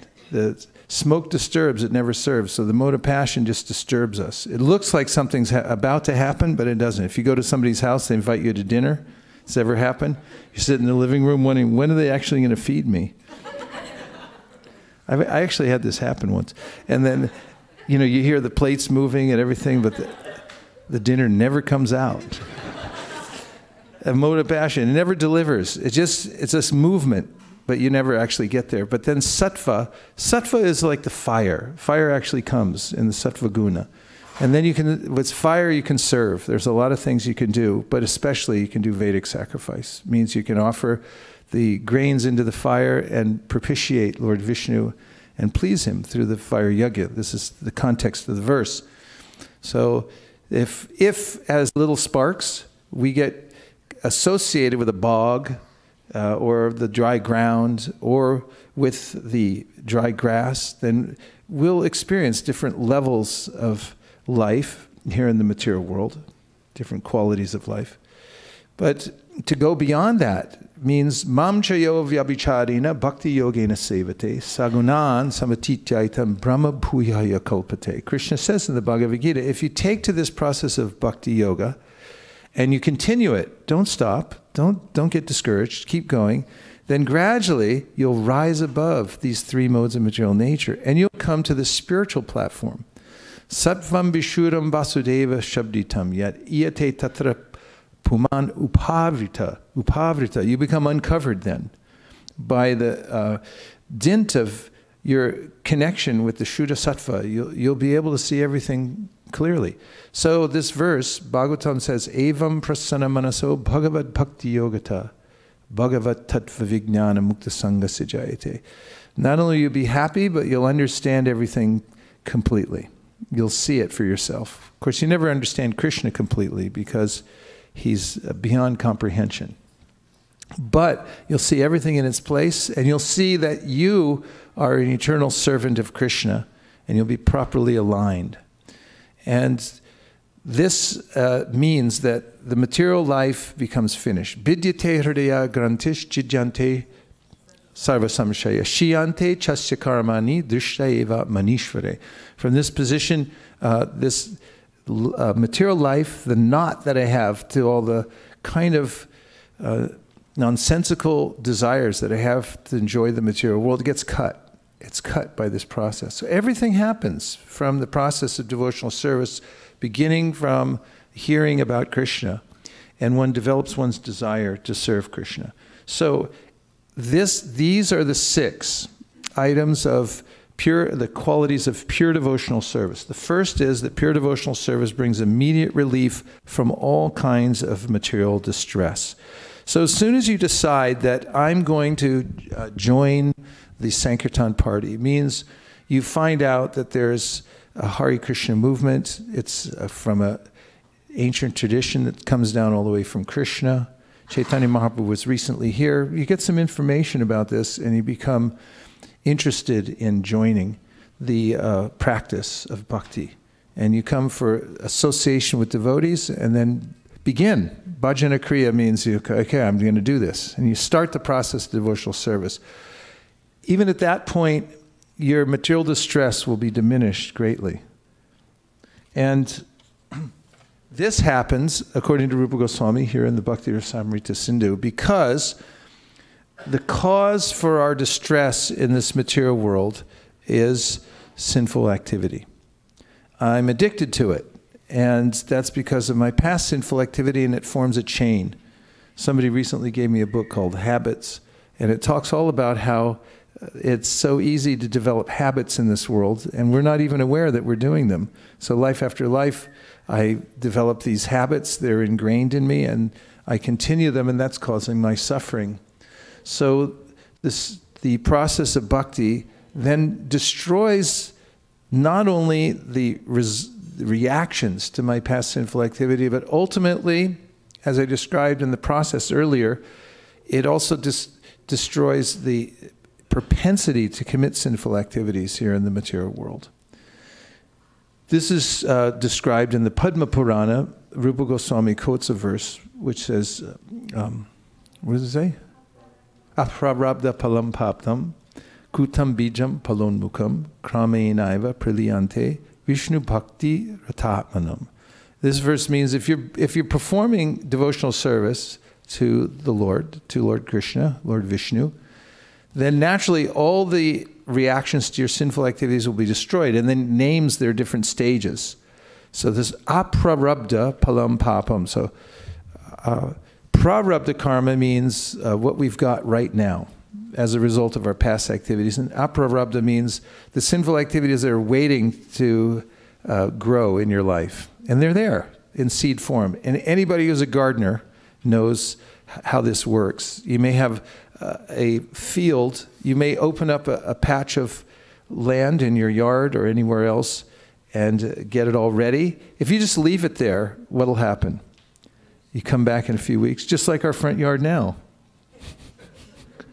Where's our gardener, by the way? You know, it rained a little bit. Now there's plants, unwanted plants everywhere. I mean, we love you and everything, but you got to go. They come up out of nowhere. They're everywhere. So these sinful desire seeds are there in the heart, and they grow naturally. So when you perform devotional service, these various seed stages, the fully manifest stage, they all get destroyed by the practice of bhakti. And therefore, one feels relief from the distress of material life. So that's the first quality or benefit from the practice of pure devotional service. And the next is that devotional service, pure devotional service, automatically puts one in transcendental pleasure. So, yes.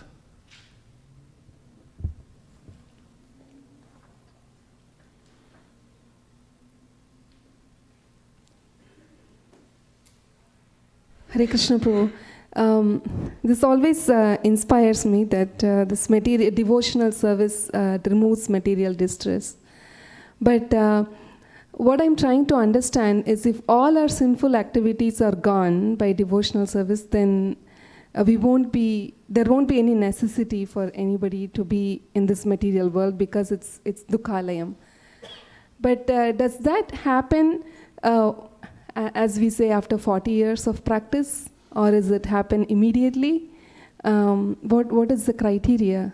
What type of devotional service?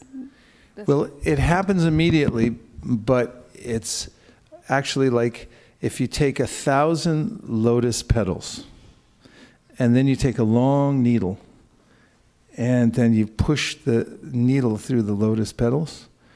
If you're watching the process, you could say it happens all at once. But if you really want to get technical about it, you'll say it happens one thing at a time.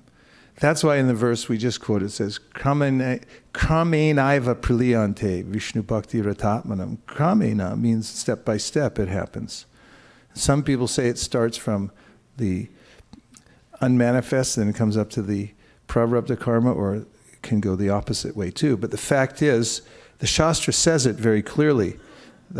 For instance, in the Srimad Bhagavatam, 3rd canto, Devahuti says, Aho bata shva pachato garyanya jiva gre vartite namatubhyam te pusta paste juhuvu sasna arya brahmanatra nama grananti ete.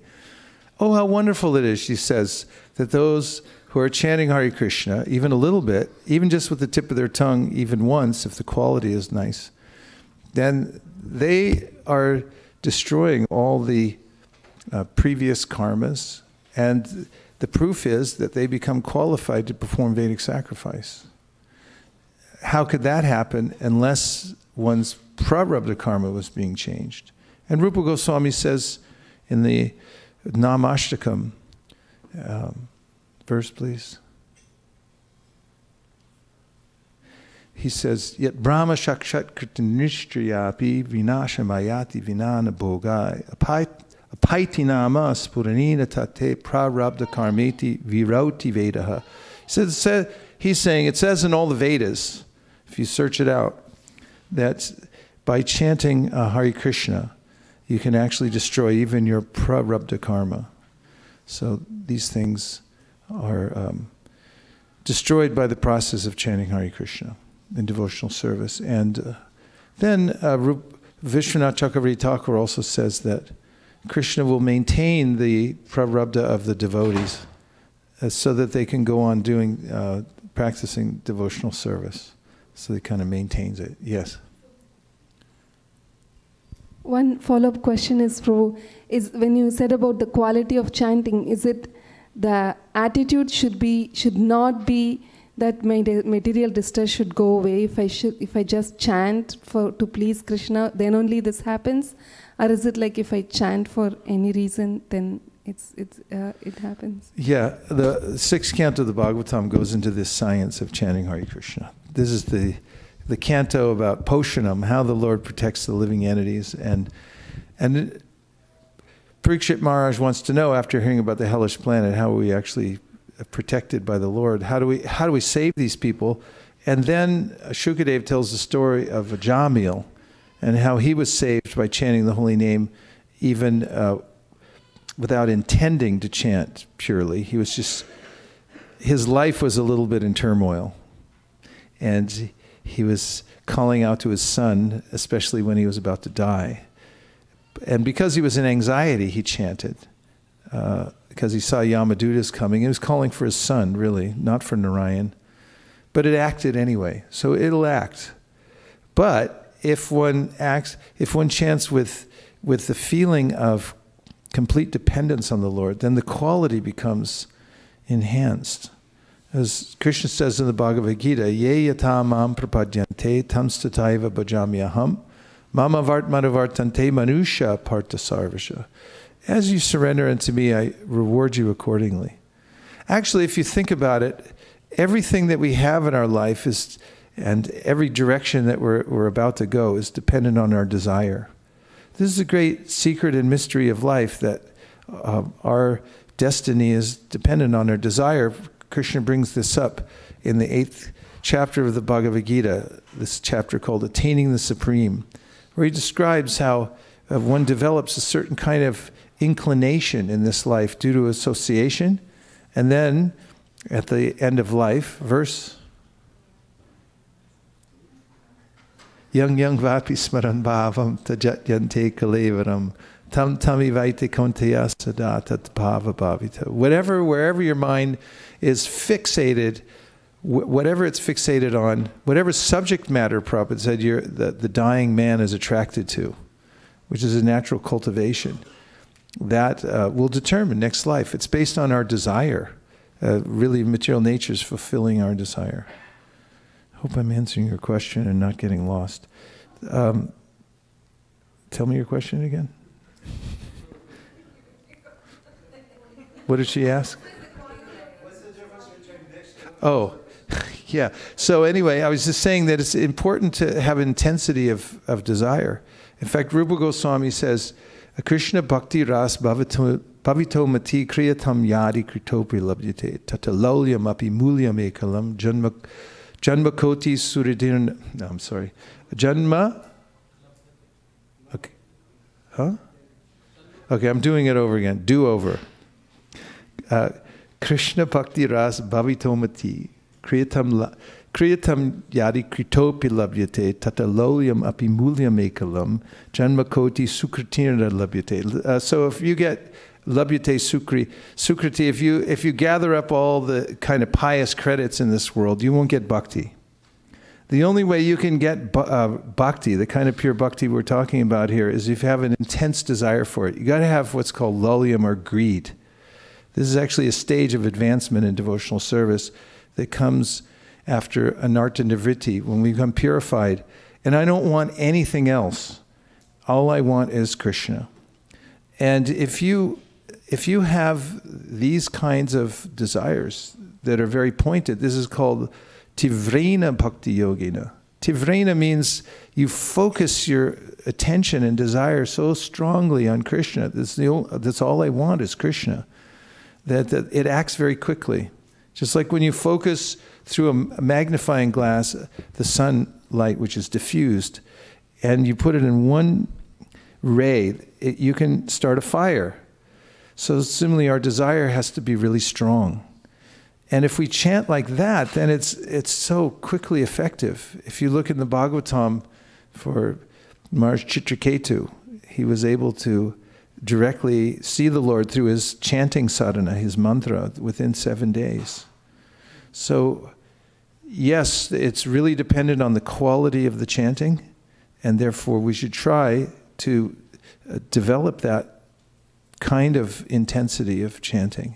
And if you can't, then it's called Durdaiva Midrishamihajini Naraga. Lord Chaitanya said, it's so unfortunate. Just be okay to feel unfortunate and say, like, what did I do? Who did I offend? Where I can't get anything. I'm chanting, but I don't get anything.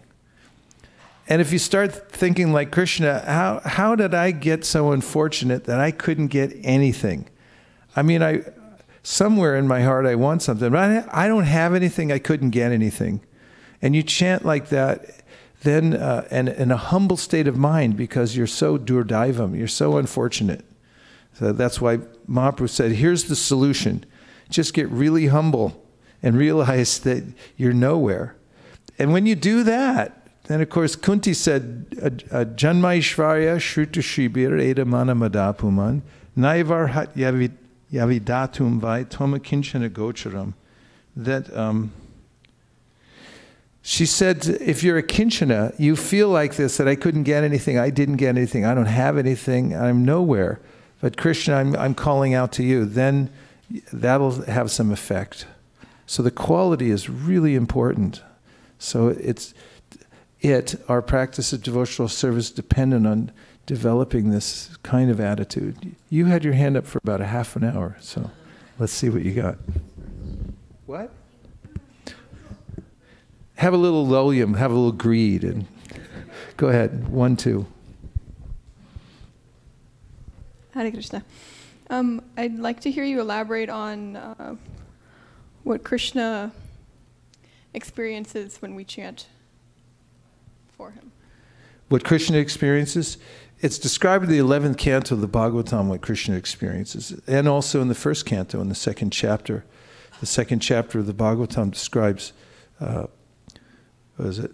Dharma prochita kaitavo tra paramo nirmatsaranam satam vejam vasavam vastu shivram tapotrayam mulanam Srimad Bhagavate Maha-muni krite kim vapare rishvara sadyo hridyavarudhyate tra kriti bishu shushu bishtakshanat. So it's describing, this is like the manifesto of the Bhagavatam. It's saying, first of all, this Bhagavatam is not for cheaters, and it's not going to cheat you. It's going to tell you the absolute truth. And cheaters can apply elsewhere, because this is not for people who want something in the material world. It's for people who are going all out for Krishna. Dharma prochita kaitavo tra paramom nirmat saranam satam. It's for people who are also non-envious. Vedam vastavam.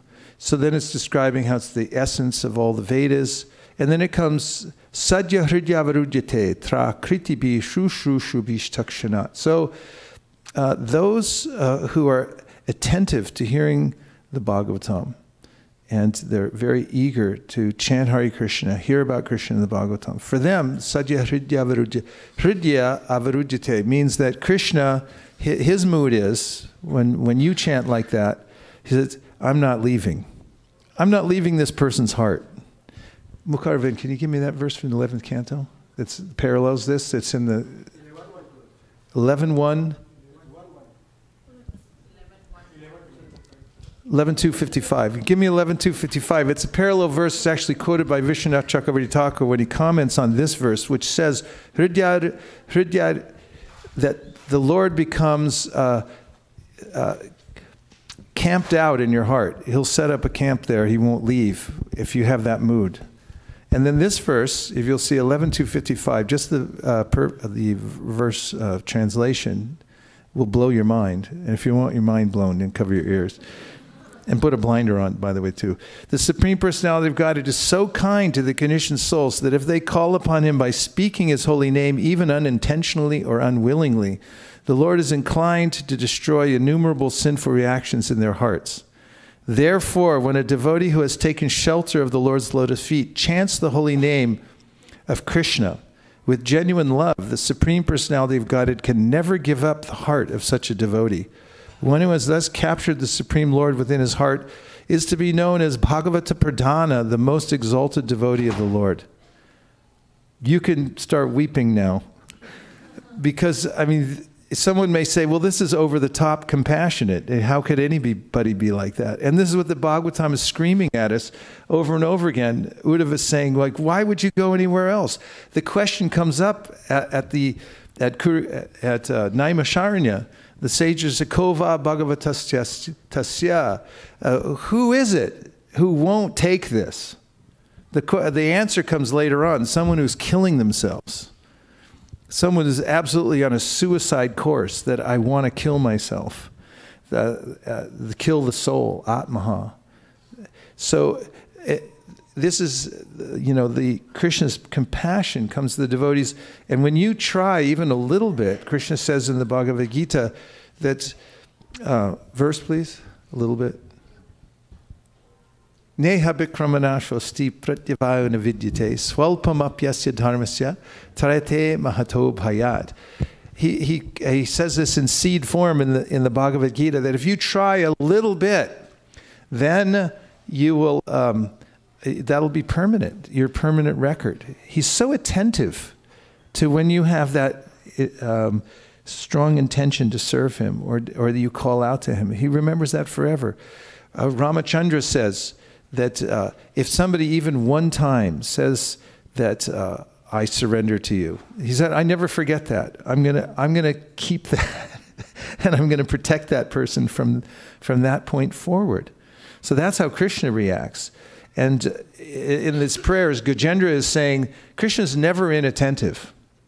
It's not that only when we start praying does he pay attention to us. He's really focused on us all the time. It's I'm not looking in the right direction. I don't have the right attitude, so I can't even understand that he's right there with me. And that's why I was saying earlier, if you're chanting Hare Krishna with full sincerity, then you'll come to this point of appreciating that Krishna was there all the time. And that he's extending himself, and he's giving me my life right now. And that his mercy is completely abundant, not just now, but forever.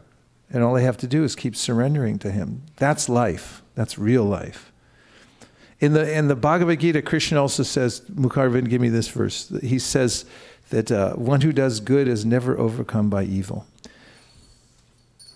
2nd chapter. This verse is so beautiful. Krishna is saying, if you're just sincere, it means sincerity is never futile. Never. If you're sincere, even if you're inept in every other way, if you're sincere, then you'll be successful in devotional service, because you just have to try, and if you chant a little bit with sincerity, then you'll be successful. Okay. 1, 2. Naham tishtami vaikunte. He says that I'm not in Vaikuntha. I'm not, where else isn't he? In the hearts of the yogis. I'm wherever my devotees are chanting my holy name. Yes. First say it in Bangla and then.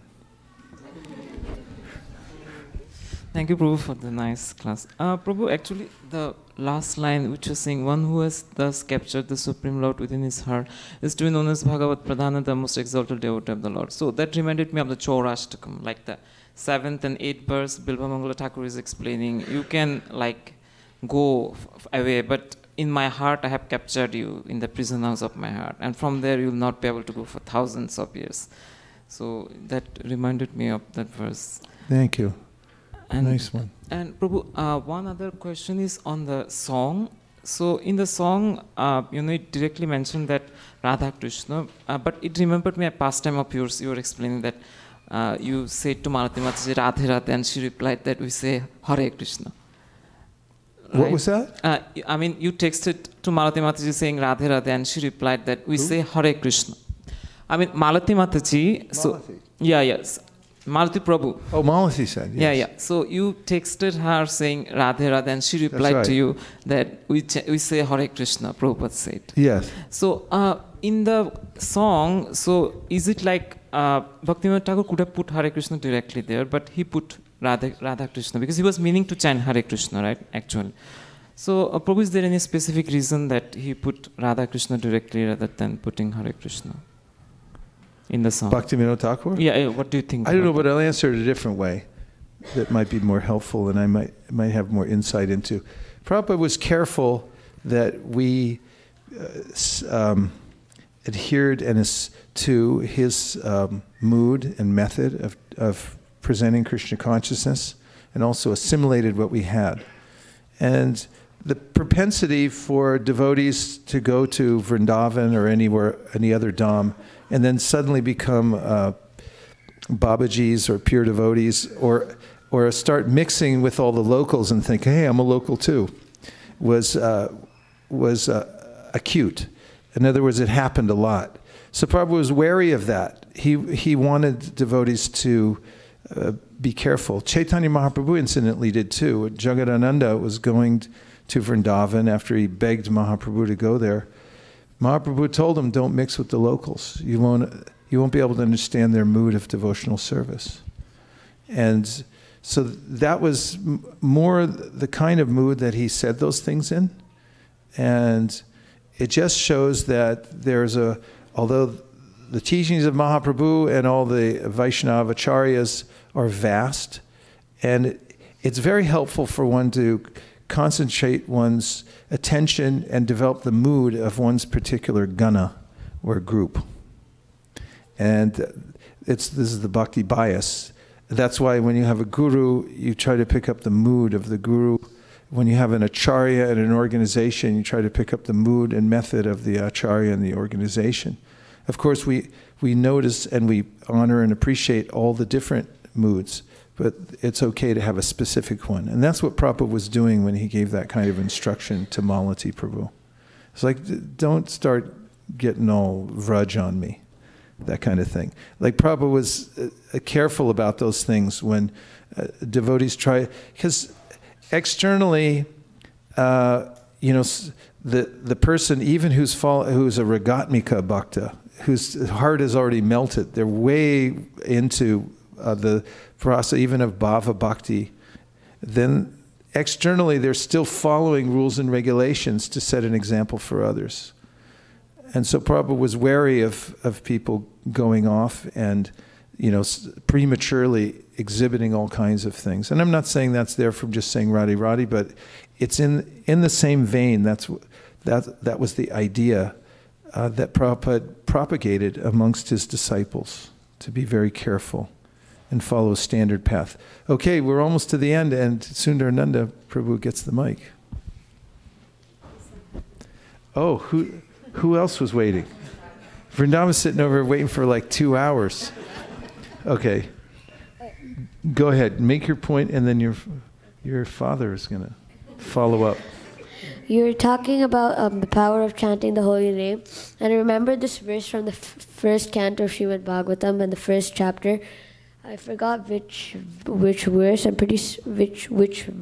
pretty sure it's the 14th, and it says that one can be delivered from the meshes of birth and death by by even unconsciously chanting the holy name, which is feared by fear personified.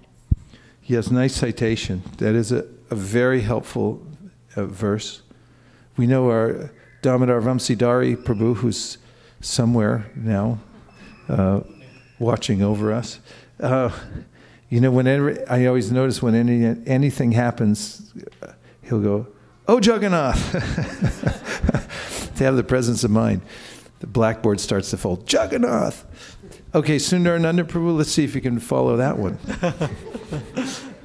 Well, I was just remembering the point, and I want to reflect back. What you said is my main business is to remember that I'm servant of Krishna and surrender to Krishna. Set up a little business. And what is your business? Surrender to Krishna. There's a lot of components. That's what's in this book. This is the business guide to those who have taken the business to surrender to Krishna. And this is how to do it. And as you were pointing out earlier, there's a sixfold path of surrender to Krishna, Sharanagati.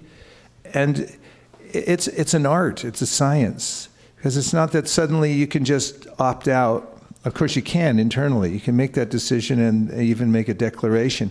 But then you'll find that the material world kind of bounces back at you. And there's a lot that you have to deal with, isn't it? Yes. It's not just me. So you have to be artful, you have to be inventive, and you have to be smart enough, clever enough to listen to Krishna carefully. And you become smart and clever by listening to Krishna carefully and then learning to cheat death before death cheats you. That's a very embarrassing thing. To run out your time that you have, that you've been allotted, and all of a sudden you get cheated by death that can jump in at any minute, so don't get cheated.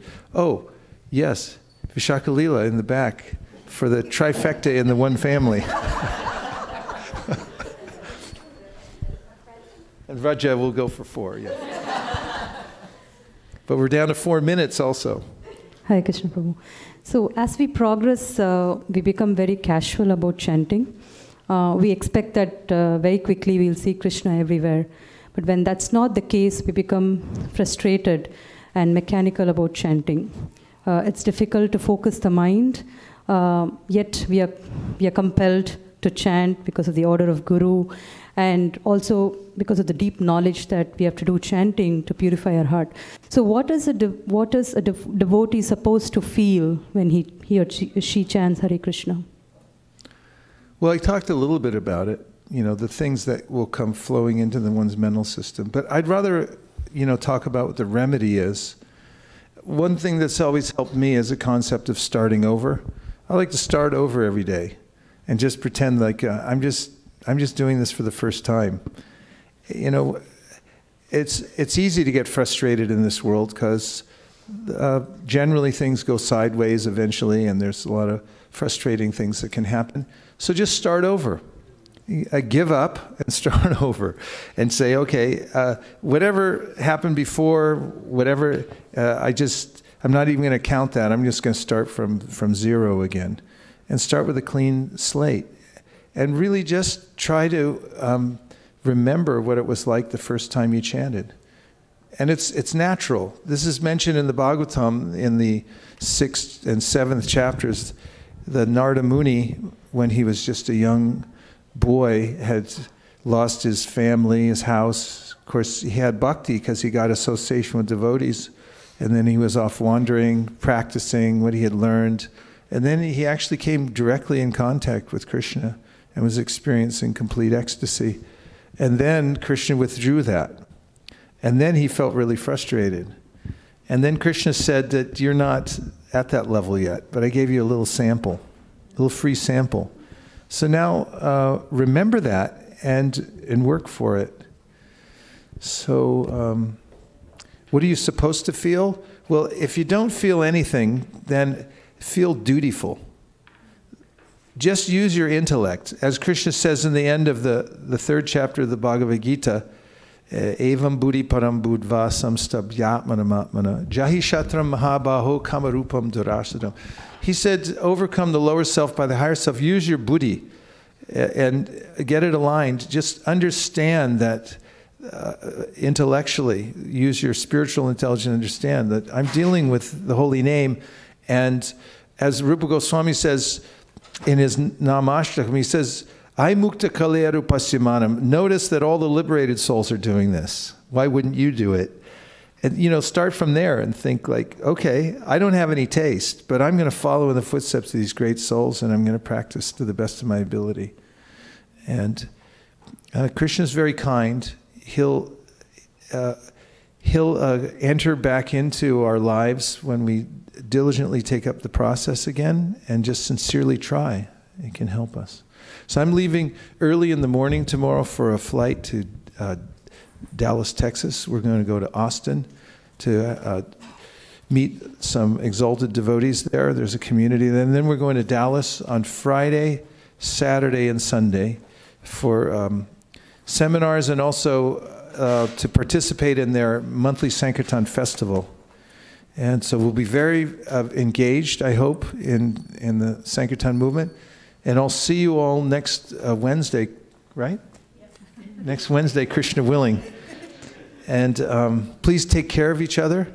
We're really lucky to have association devotees, so appreciate devotees as much as possible.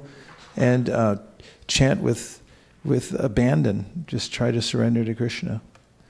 And thank you very, very much for coming out tonight, and for everyone who joined us online. Unfortunately, we're out of time, but the Pujari hasn't stepped back in. Do you have a quick comment? I was wanting to ask if you had any advice for one who wants to chant japa every day but has trouble doing so. He wanted to give advice for somebody who wants to chant japa every day but has trouble doing it? No, I was asking for you if you had any advice. Well, get association. If you're in association with people who chant every day, you'll chant every day. Because we generally do whatever other people around us are doing. So I find that sometimes when I chant japa, it feels good to chant japa, but I don't do it every day, and I want to. So in my mind, I know I should. Please do it every day. But I don't remember to every day. But all right. Yeah. Well, get your phone number afterwards. I'm going to text you every day. Okay? From now on, I'll text you once a day and remind you to chant, but you have to answer back. Okay. Is that fair? Yeah. Okay. Gaur Premanande, Nitai Gaura Hari Bo, Bo, Bo, Nitai Gaura Hari Bo, Nitai Gaura Hari Bo, Hari Bo, Hari Bo, Nitai Gaura Hari Bo. Vanchakalpadrishya kripasanvevacha patitanam pavanibhyo vaishnavebhyo namo namah. Please attend the Artik ceremony. We'll move all the asanas out of the way so that you can dance to your heart's content. And thank you very much. Hare Krishna.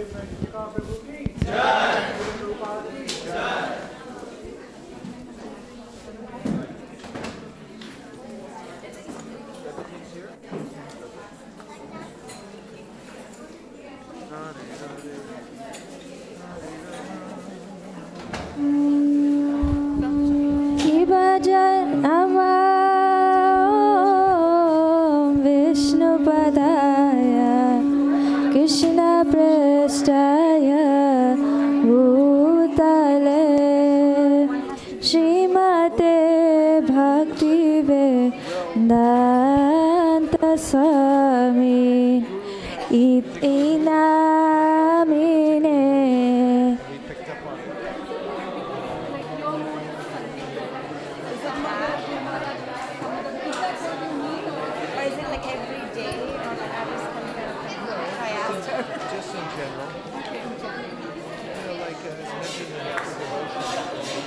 Swami Iti Namine Namaste Saraswati Deve Gauravani Pracharine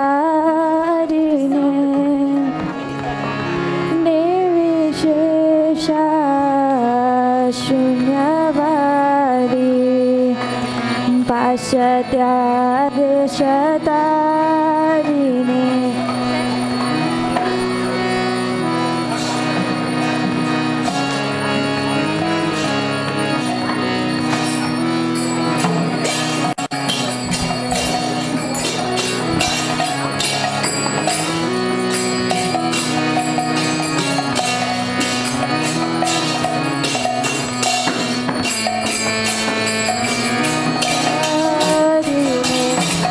Jana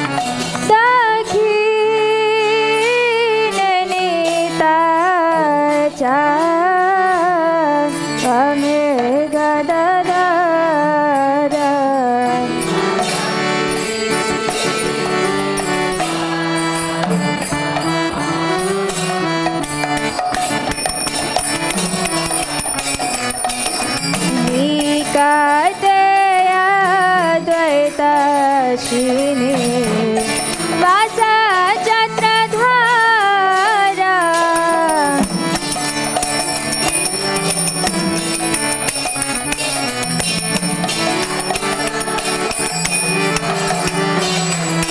বসি আছে গৌরাচা রত্না সিংহাসনে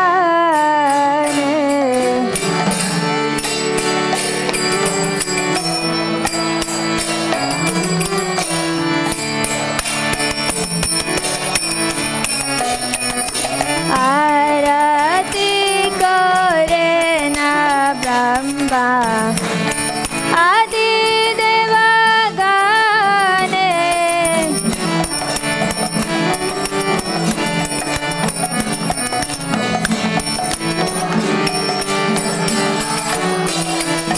নারা হরি আদি করি Tamara দুলায়া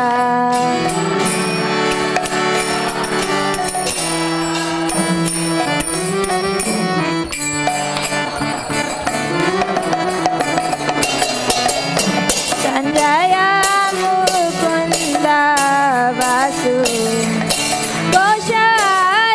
Goshadigaya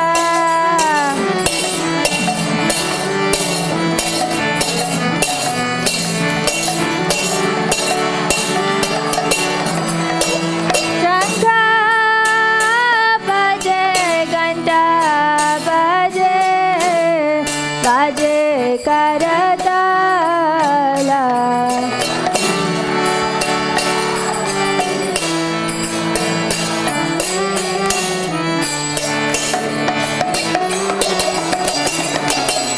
Madhura mridanga baje Paramarasala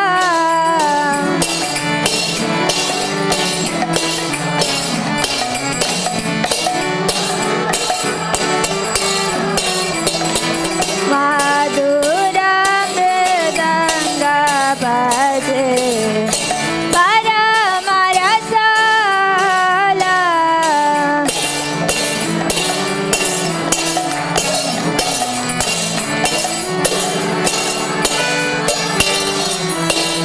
Shankha baje Ganta baje Madhur Madhur Madhur baje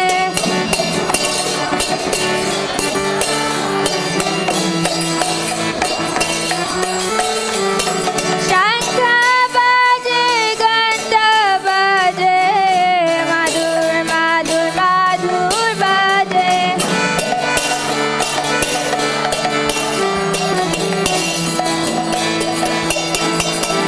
Nitai Gaura Hari Bol Hari Bol Hari Bol Nitai Gaura Hari Bol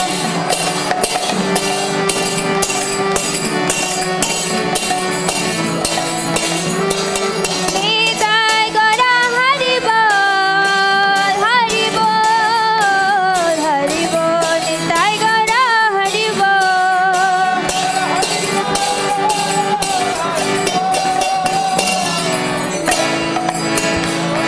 Bahu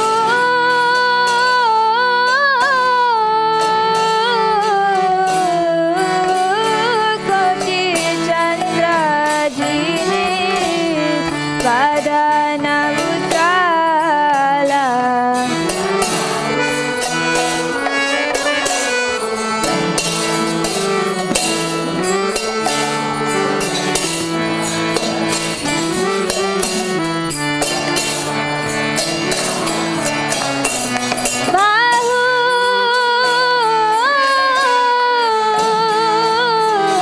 Bahu Koti Chandra Jini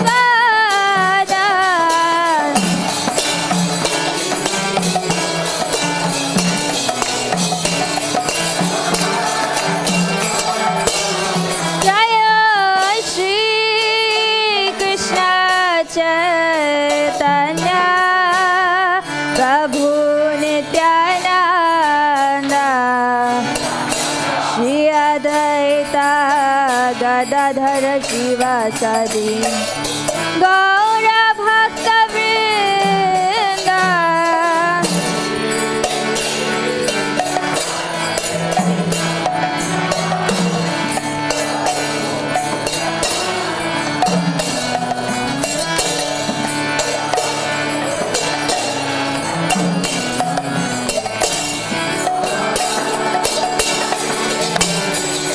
जय श्री कृष्ण चैतन्य प्रभु नित्यानंद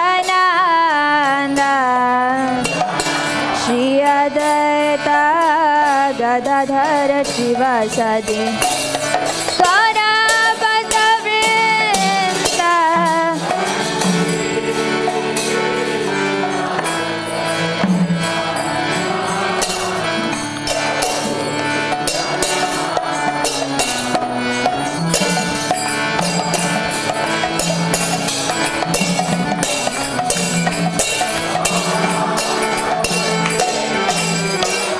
जय श्री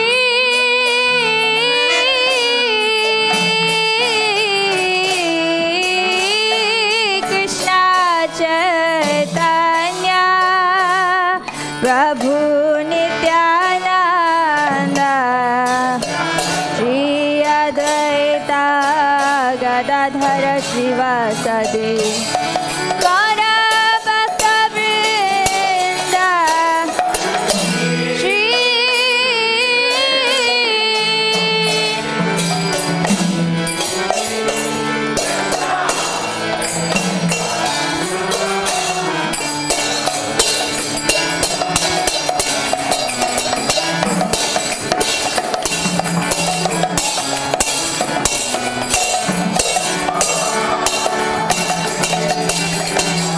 जय Shri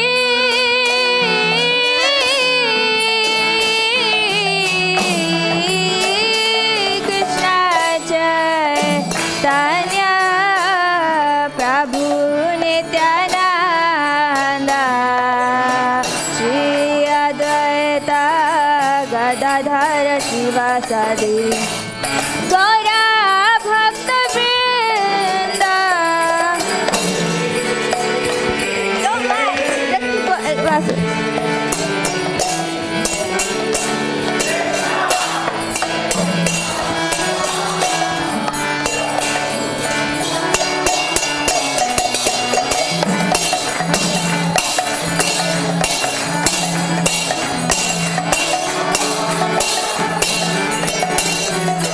Hare Krishna, Krishna Krishna, Hare Hare, Hare Rama,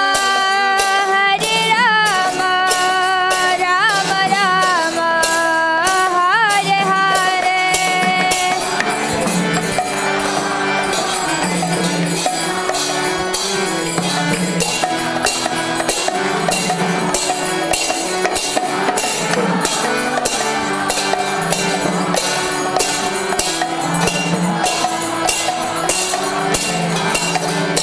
Hare Krishna, Krishna Krishna, Hare Hare, Hare Rama, Rama Rama, Hare Hare.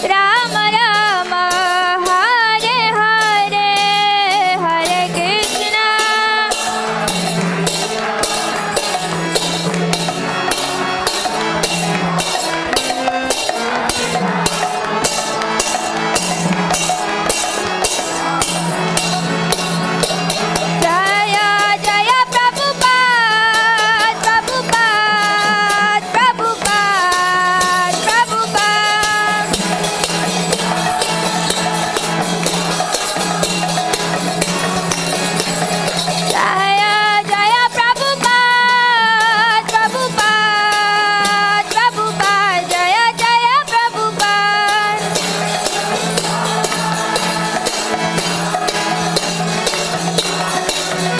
Jaya Radha Madan Mohan, Radha Madan Mohan Radhe.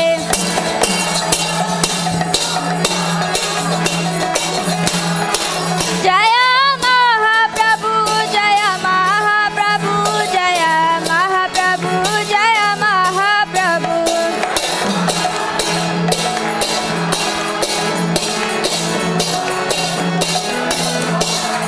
Jaya Lakshmi Narasingha, Jaya Narahari, Jaya Lakshmi Narasingha, Jaya Narahari.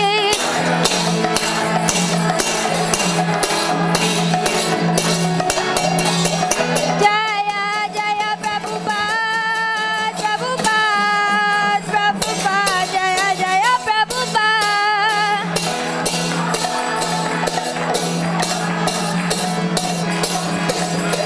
Nitai Gaura Hari Bol, Hari Bol, Hari Bol, Nitai Gaura Hari Bol.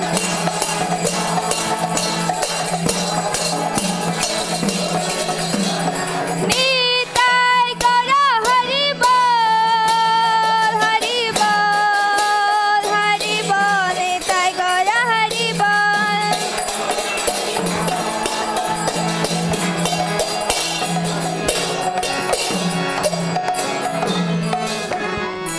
Nitai Gaura Premanande. Jayam Vishnupad Paramahamsa Parivrajakacharia Ashtottara Shata Shri Srimad His Divine Grace Bhaktivedanta Swami Srila Prabhupada ki. Jayam Vishnupad Paramahamsa Parivrajakacharia Ashtottara Shata Shri Srimad His Divine Grace Bhaktisiddhanta Saraswati Goswami Maharaj ki. Ananta Koti Vaishnava Vrinda ki. Namacharya Shri Haridas Thakur ki. प्रेम से कहो श्री कृष्ण चैतन्य प्रभु नित्यानंद श्री अद्वैत गदाधर श्रीवासादि गौर भक्तवृंद की श्री वृंदावन धाम की श्री मायापुर नवद्वीप धाम की पुरुषोत्तम क्षेत्र जगन्नाथपुरी धाम की गंगा माई की यमुना माई की भक्ति देवी की तुलसी महारानी की ग्रंथराज श्रीमद् भागवतम की ट्रांसेंडेंटल बुक डिस्ट्रीब्यूशन की समवेद गौर भक्तवृंद की. All glories to the assembled devotees. All glories to the assembled devotees. All glories to the assembled devotees. All glories to Shri Shri Guru and Gauranga. All glories to Srila Prabhupada. Jai Srila Prabhupada.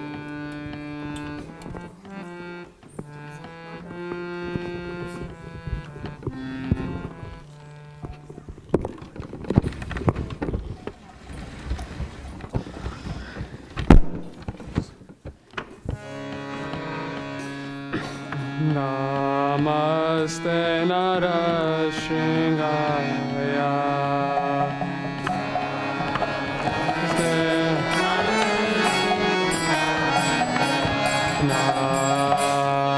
Namaste Narasingaya.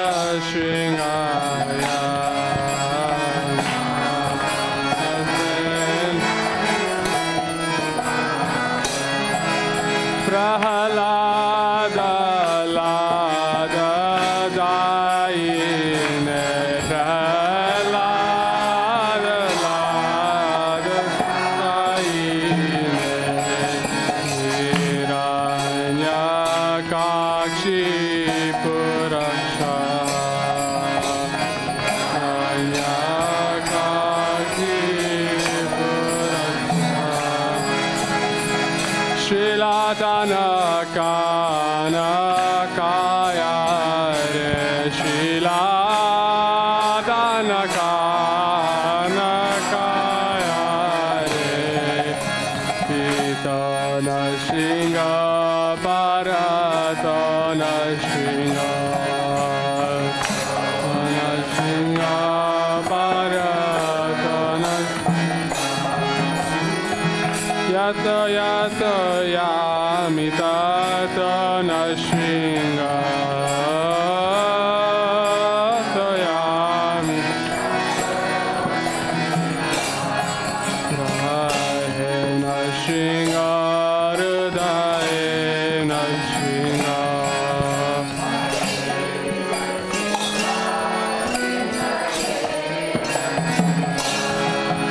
Narashinga Shringamadem Sharanam Prapadem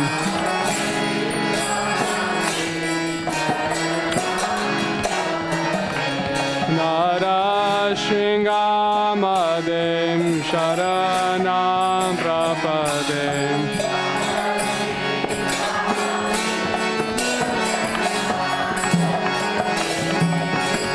Namaste Narashringaya Namaste Narashringaya Prahlada Lada Daine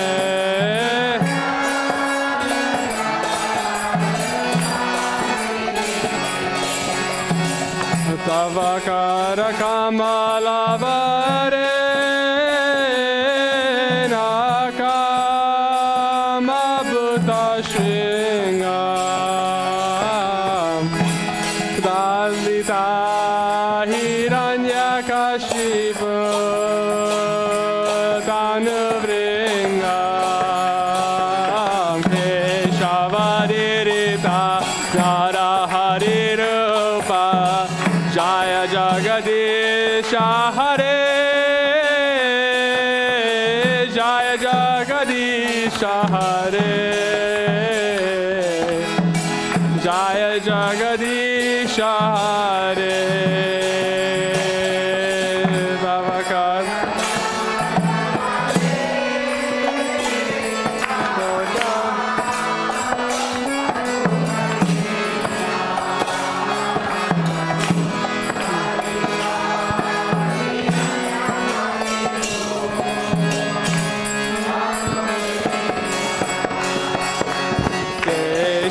Keshavarita Naraharirupa Jaya Jagadish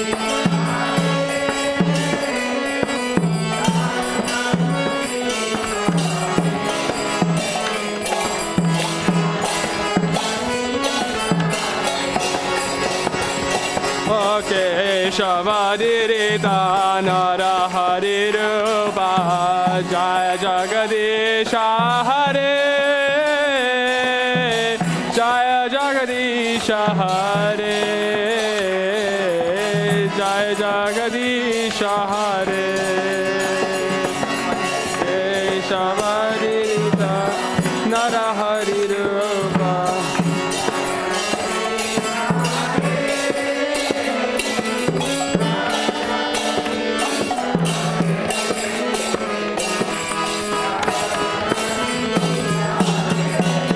Jaya Nrsingadev Jaya Nrsingadev Jaya Nrsingadev Jaya Nrsingadev Jaya Jaya Nrsingadev Nrsingadev Jaya Prahlad Maharaj Jaya Prahlad Maharaj Jaya Prahlad Maharaj Jaya Prahlad Maharaj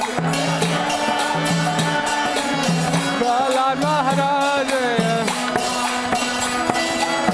Jaya Jaya Prabhupada Prabhupada Prabhupada Jaya Jaya Prabhupada Jaya Jai Prabhupada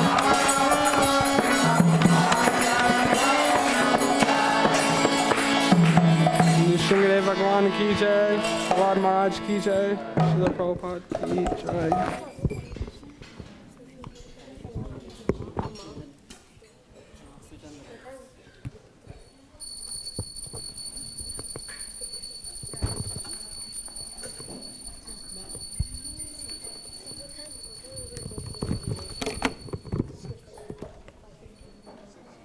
Hare Krishna, Hare Krishna, Krishna Krishna, Hare Hare, Hare Rama, Hare Rama, Rama Rama, Hare Hare. So we'd like to welcome you all to the Wednesday evening program, and it's so nice that in the middle of the week we get this flash flood of mercy and association of Vaisheshika Prabhu, especially in this wonderful Sangha. So thank you very much for coming. And we'd like to thank His Grace Vaisheshika Prabhu, who is now so busy traveling, and he was so kind enough to give us his time all of last week, and we get to have him today, and he'll be traveling next week. But today his class was regarding a dive into the nectar of devotion and the characteristics of devotional service. He spoke about the first two, which were that when one takes up to devotional service, one immediately becomes relieved of all material miseries. And he ended with a very refreshing comment about how we should sincerely take up to chanting of the Hare Krishna mantra and start over every single day afresh. Thank you very much to Prabhu.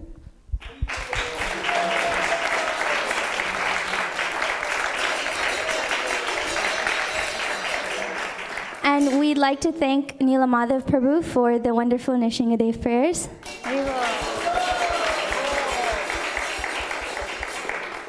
So before we move on to our sponsor, are there any newcomers for today? Haribo, welcome. Where are you from? Would you like to introduce yourself?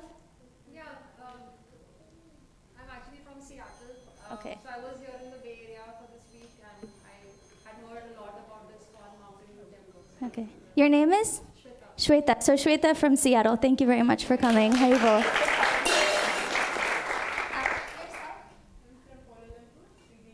Oh, Kuala Lumpur, all the way from Malaysia. Thank you. Welcome. Hare Krishna.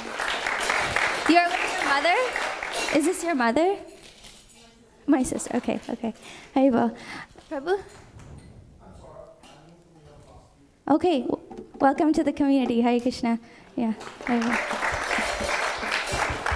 So our sponsor for today is Ujjwala Rasa Mataji. Is she here? Oh, okay.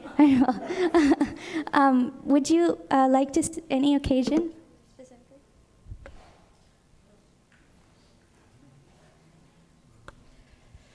It's been 17 years. My dad passed away, so it's in his memory.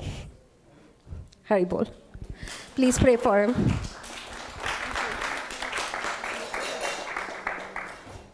And today's feast was cooked by Vishwapati Prabhu, Rupashri Mataji Rohini, and Shruba Mataji. And if any of you would like to assist in cleaning the temple, it would be an extra 30 minutes and a group effort, and it would be very pleasing to Vaisheshika Prabhu and Srila Prabhupada. So please join us.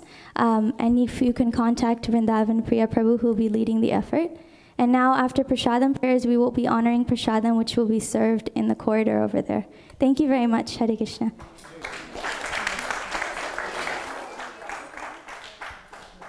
Sharira vidya ja jodendriya tahe ka